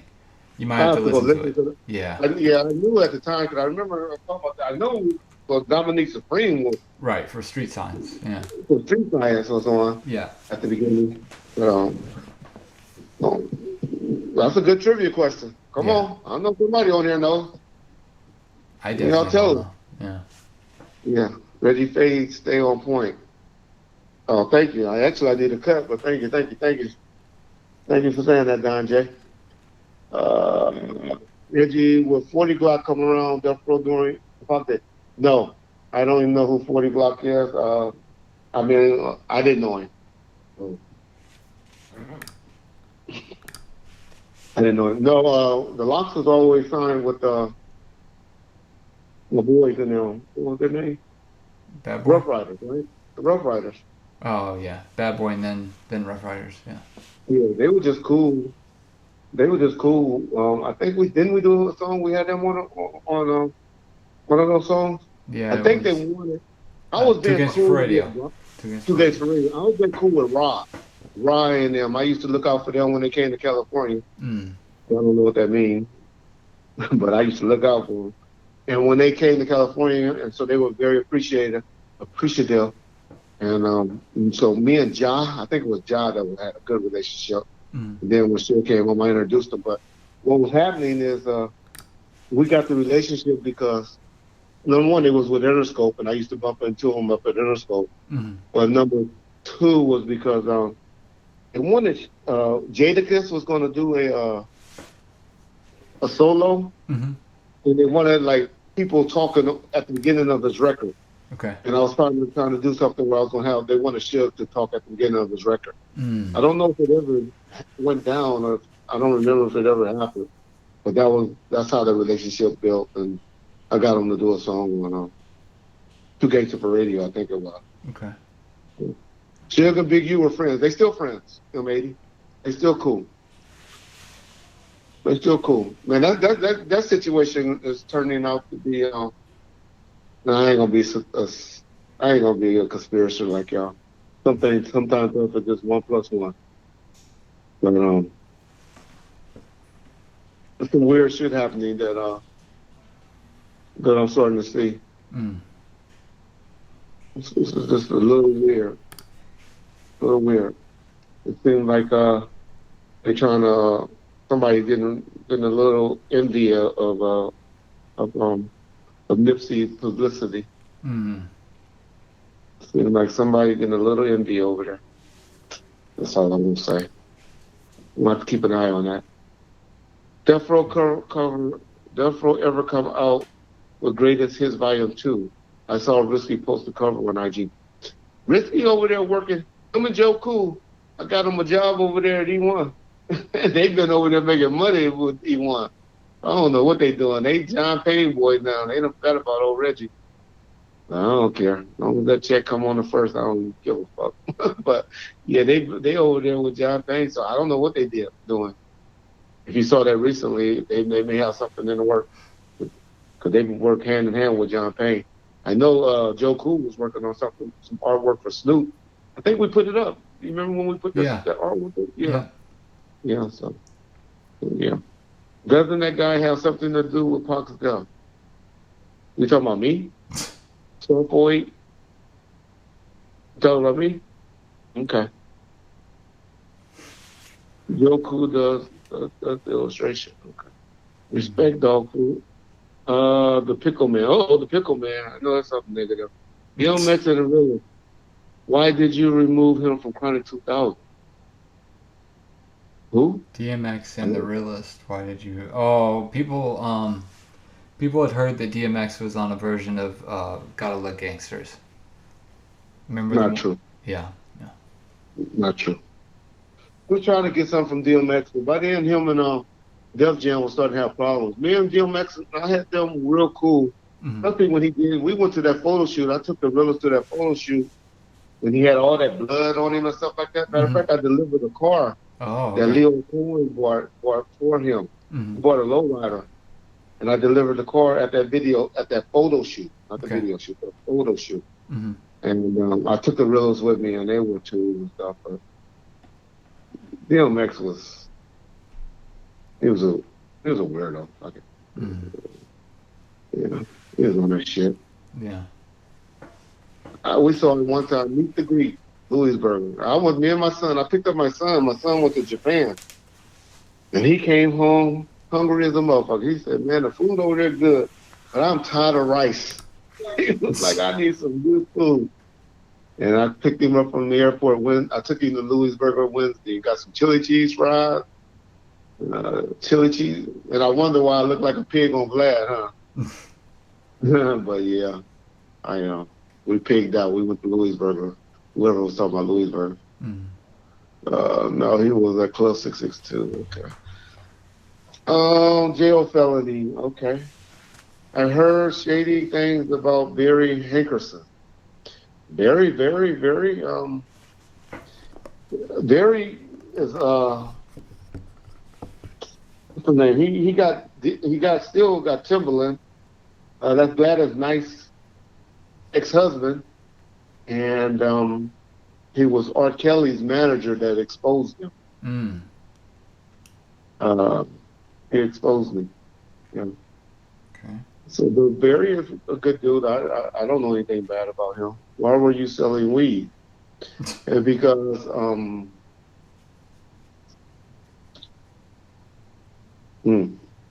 because 70% of you motherfuckers smoke it. That's why. You want to know the real. Mill, Matrix, and Romeo Murder are both fake. Yeah. Where was Club 662? Okay. Reggie, are you going to lose weight before you go to the Fed? No, probably while I'm in the Feds. I'll get on a workout plan then. Well, I won't be able to eat as good when I'm in the Feds, so I'll probably lose weight then from not eating bad shit. But I'm living life right now.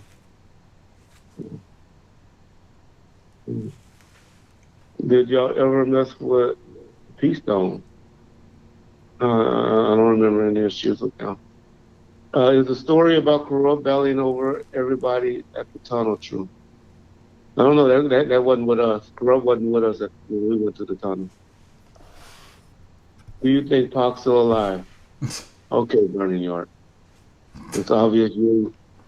It's probably he might really think that, to be honest. Just to be fair, he might be one of those. Look at the question he asked me before that. Oh, okay. He talks shit. Okay. Yeah. Never mind.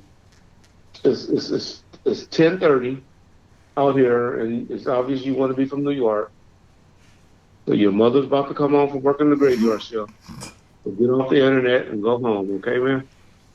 Go to sleep before your mama come home and slap you. All right. Going to be eating special lunches, all eggs whites. Nah, I ain't eating no egg whites. Why Corrupt never did a solo album on Death Row? He did. He the only one that actually did. Yeah, when he came back. Yeah, but he did one in what year? That was John era. So yeah, it's 2003, 2003. Yeah. Yeah, he did one in 2003. But it wasn't the one it was supposed to be. He went to Koch. I think it was Koch at the time. Maybe it was E1 already. Yeah, it was Koch at the time. And switched out some songs because he was dissing on Tupac or Snoop and Daz and them, and he got those songs taken off. So Suge got mad. Didn't want to promote it. Yep. 662 Club 662. Yeah, Suge was in jail when that went down. He was back on a violation or something. Frank Alexander, what happened to him? I want to see my illustration again. Did I say I wasn't going to talk about Frank no more? Yeah. Did I say that? I don't know. I don't know. This is what Frank did. Who is that asked me that? Mark Kent Global MG4. Okay. I'll be stupid since you want to be stupid. His wife and him was arguing. There was arguing and shit. And so Frank's a bitch. And so he used to do this game in front of his wife where he would put a gun in his mouth and click it whenever they were arguing to scare her. And he would do this from time to time. And they said the gun was empty. Well, this last time, he did that shit, put it in his mouth, and it went boom! And he blew his motherfucking brains out. That's what happened. Now, some will say, this is what RJ and them would say, because they want to cover up for Frank, that the wife knew he does that, and she put the bullet in the gun. I ain't saying that. That's what some motherfuckers will say. But I say the nigga must have forgot, fucked up, or he really wanted to kill himself. But he shot his motherfucking self in the mouth blew his brains out in front of his wife. That's the most cowardice shit a man can do, in my opinion. And that's what happened to Frank. Y'all stop asking me about Frank. That's documentation that's what happened. Even RJ will tell you that's what happened. Yeah. All you new motherfuckers, that's what happened to Frank. What's up with Reg, your boy from Jersey? What up, dog? I thought you was going to sleep. I thought you said, boom. The Hollywood Fire contained Pac songs. You know, any unreleased. They suing, they in a class action. I hear his music that was put out before, but I don't know. Yeah. I don't know, but shit. All that shit is on a disc anywhere somewhere. Yeah. Y'all got it. And so. Do you think they still use Pacific Title? E1 does, I know that. No, that was really us that used Pacific Archives. Okay. So I don't know what, I think they had their own little thing. But have you ever heard of a place where you have that's not fireproof? No. That's probably why they're suing, you know? So I don't know what's up with that.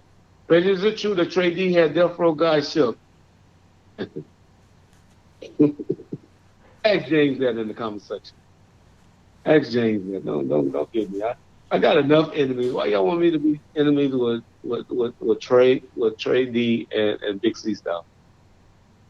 Come on, dog. You know, they were gangsters in Long Beach. And then later a dude named Fabian. They were gangsters in Long Beach. But in Long Beach.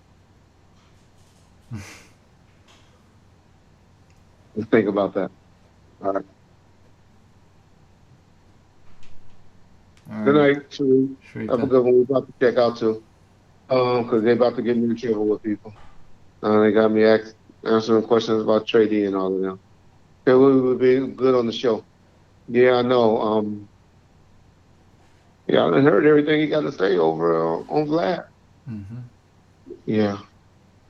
Latest on Black Jesus. He's doing okay. He still ain't fucking with me. Because I fuck with James.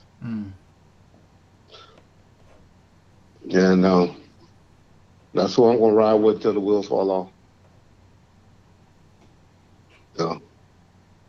Let's see. Reggie. You ever heard of Laurel Canyon boys dressing up as bops and robbing drug dealers? No. Ain't never heard of it. Where you getting all this shit from? Where is Storm from Outlaw? Instagram. She on IG. Her friend told me Pac himself will have to come down to probably get her to do an interview. She's real low key. Reggie Wright, a real duffer. A lot of people with that music and film. Well, thank you for the compliment, but that was a combination. A whole bunch of people have great stories connected to that. 2 of them was on this board now. 3 of them, 4 of them, really. John invented the website and the game over there for them. Y'all remember that doggy stuff? That was John's creation. John called me and asked me to do that. That was John who did that. That's true. So, yep. So John was doing stuff back then. Stuff like that is nothing in 2019. Yeah. But in 2001, in 2000, that was some funny shit. That was some good shit, y'all. Yeah. And then James, y'all know his word. And then Sharita. Sharita helped Shield. Y'all just don't know the things that Sharita done behind the scenes and stuff. Mainly reading and interpreting contracts to him. There you go. There you go.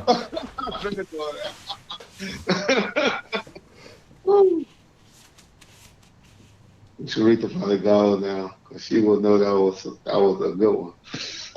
And she will still be mad at me for that one. But y'all just don't know. I got a question for you, John.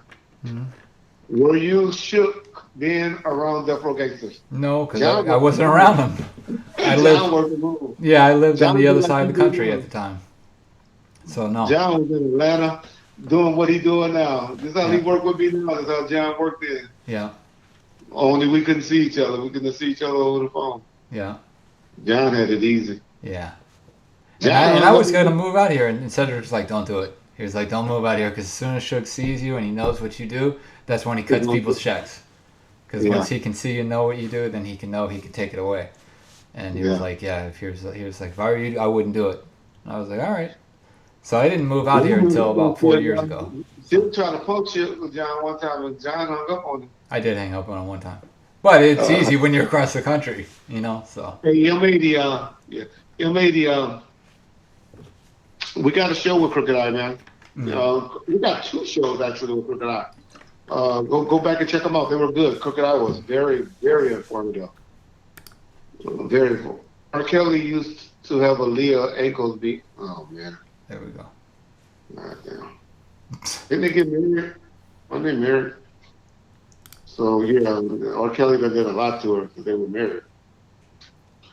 What is Nick Bone and Trayvon Lane doing now? Trayvon is rapping.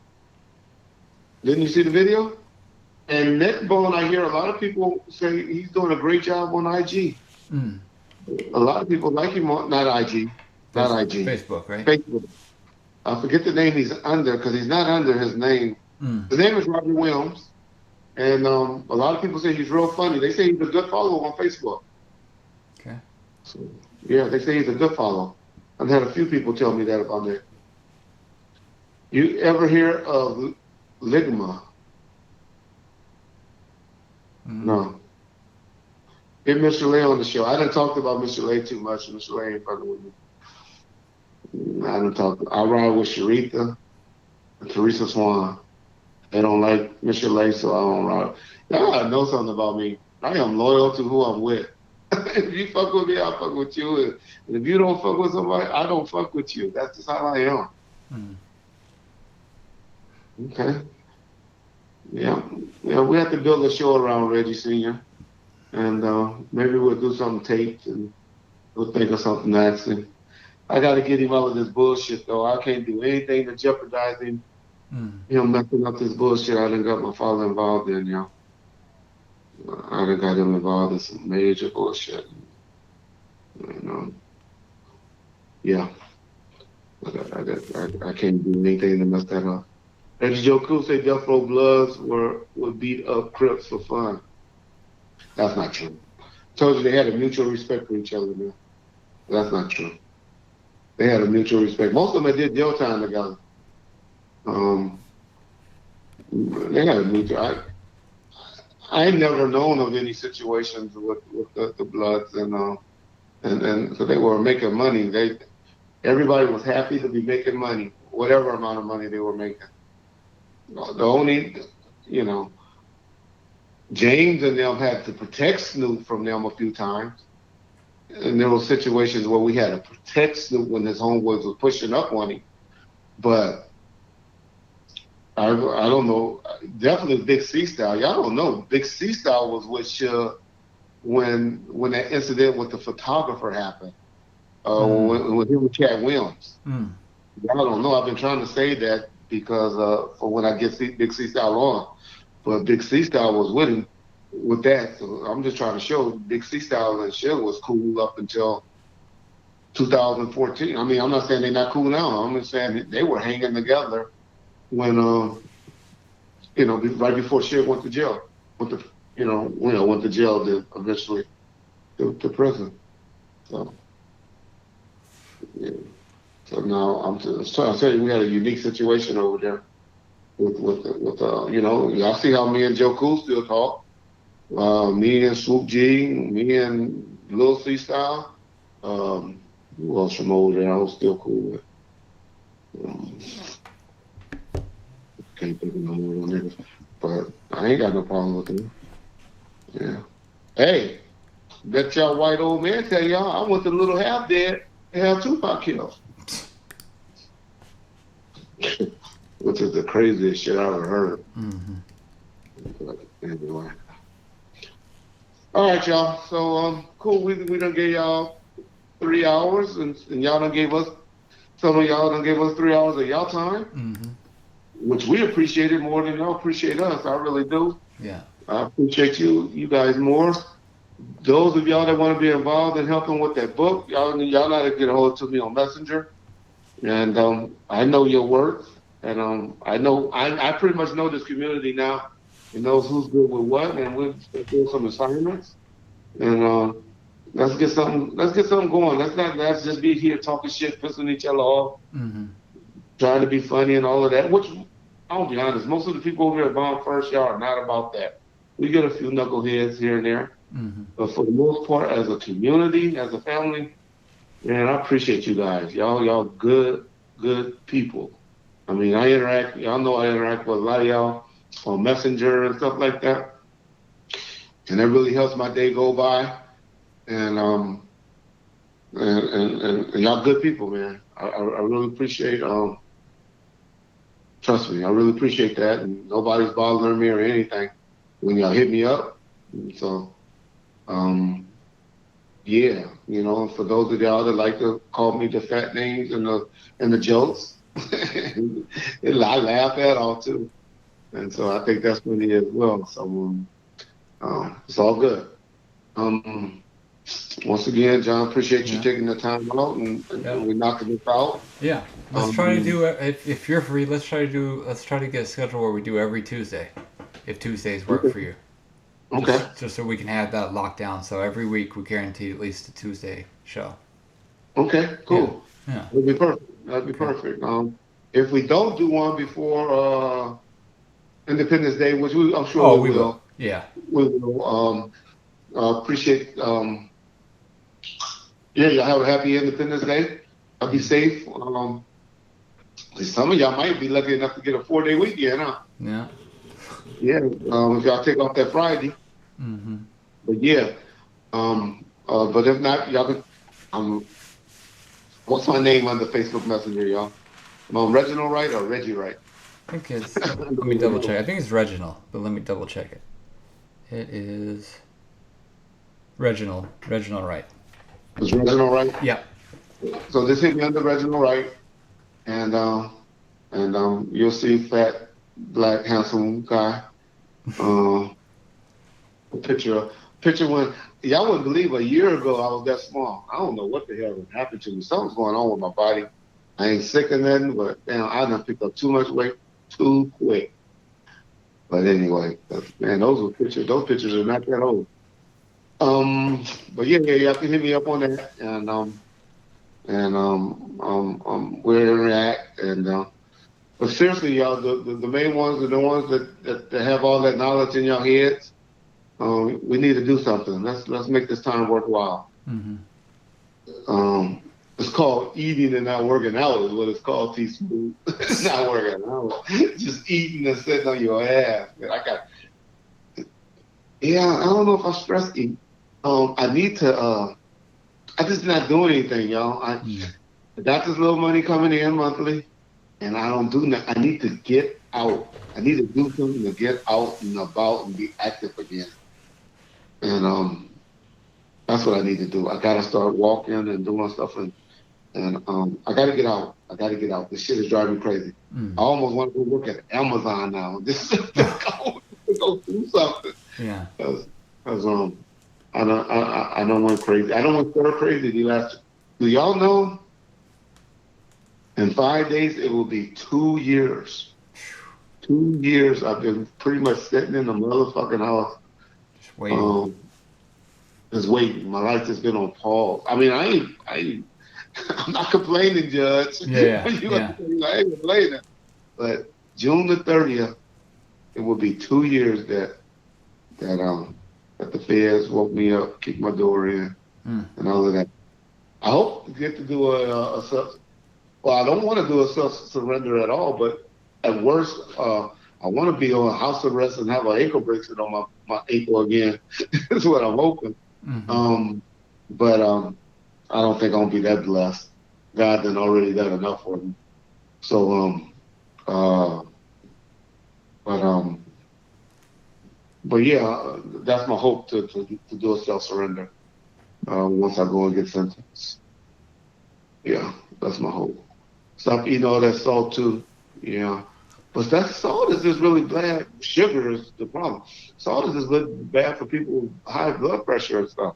I'm telling y'all see me, y'all interact with me when y'all hear me talking about I'm laid up, sick or something wrong.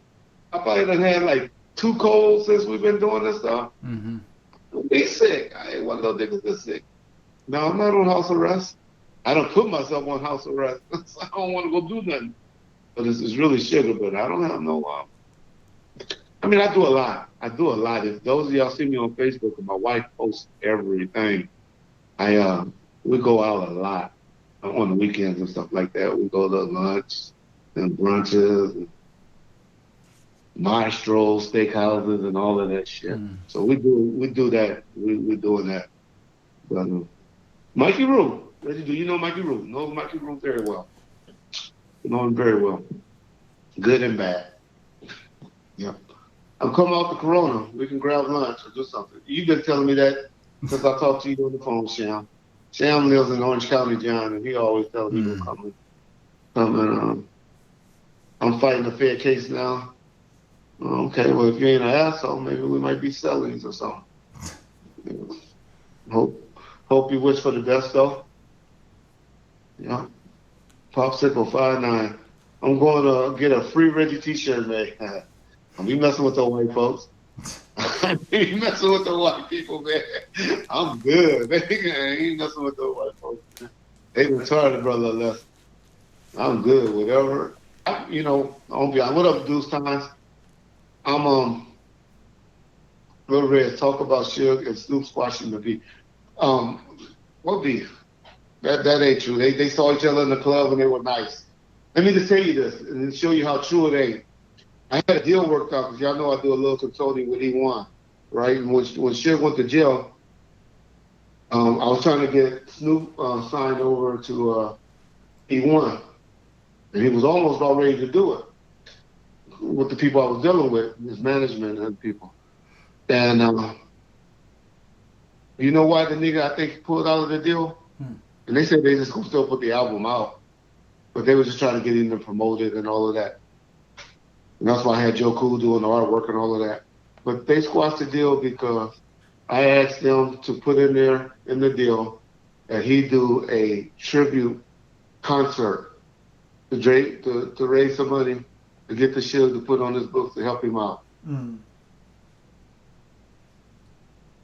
Didn't happen. All of a sudden that deal started going downhill. And this was like 2015, something like that. So, man, Snoop just saw that nigga in the club in 2014 and wanted to get out of there. Yeah. Reggie dedicated. You said by 30 minutes ago. Right? I know that. Yeah, I know, but y'all should see John's face. Y'all see John's face. I don't mind it. Yeah, I'm trying to get off. Suge used to get 30 pounds packages of cigar. He used to get 30 pounds, yeah. James Dawson. It wasn't just cigars in there. But we used to send, I was sending that nigga Case Slits. I was sending, me and Teresa Swan, that was our job. Michelet did a few packages, but she wasn't that good. But I used to have to go over to the cigars, Melrose, the cigar place on Melrose. He used to sell the Cubans and the Monte Cristos and stuff. I used to have to Melrose. It was a good, really a wine store. I knew that guy real good. I used to go there. He'd have the Cubans for me. Then I have to go get the white K-Swits. And so what my job was, I would do half and half. I would do 15 pounds for Suge and 15 pounds for whoever the packages were. That nigga had so many packages going in that prison. Man, I'm telling y'all, if I had to go to jail, I would go to Mule Creek because if I had to go, California State. Because, man, I probably took care of so many, but they'd probably be mad at me if they found out how many of their women I was fucking. I was fucking all of the women.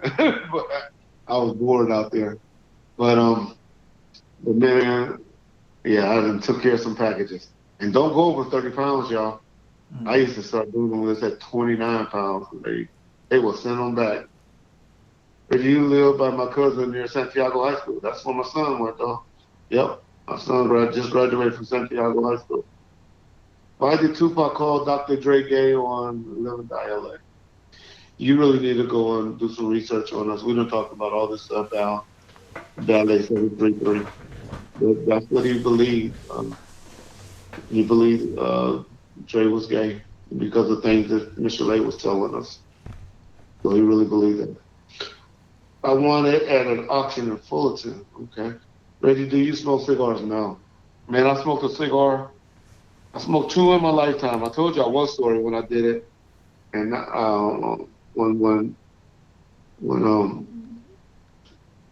yeah, I thought I was gonna pass out.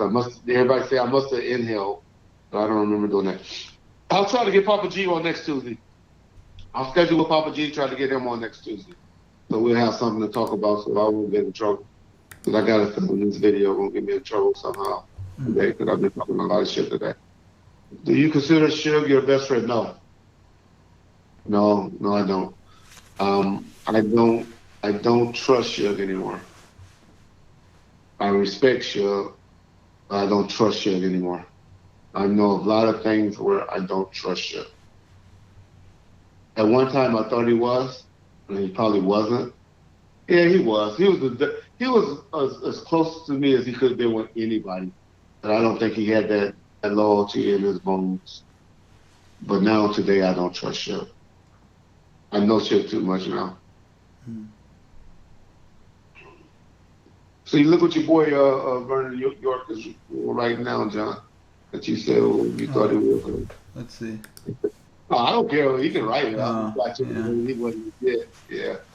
Reggie, you still arrest me if I have illegal fireworks. I probably wouldn't arrest you when I was a cop for illegal fireworks. Hollywood. We didn't deal with shit like that in Compton. We had too many problems, too many other problems. So we didn't. David Atkins, can you get Timmy on the show? No. I kind of talked about that earlier, but I don't want to repeat that. Patty, what's up, girl? Reggie, on that note, do you think Suge would betray Tupac? We wouldn't have him killed.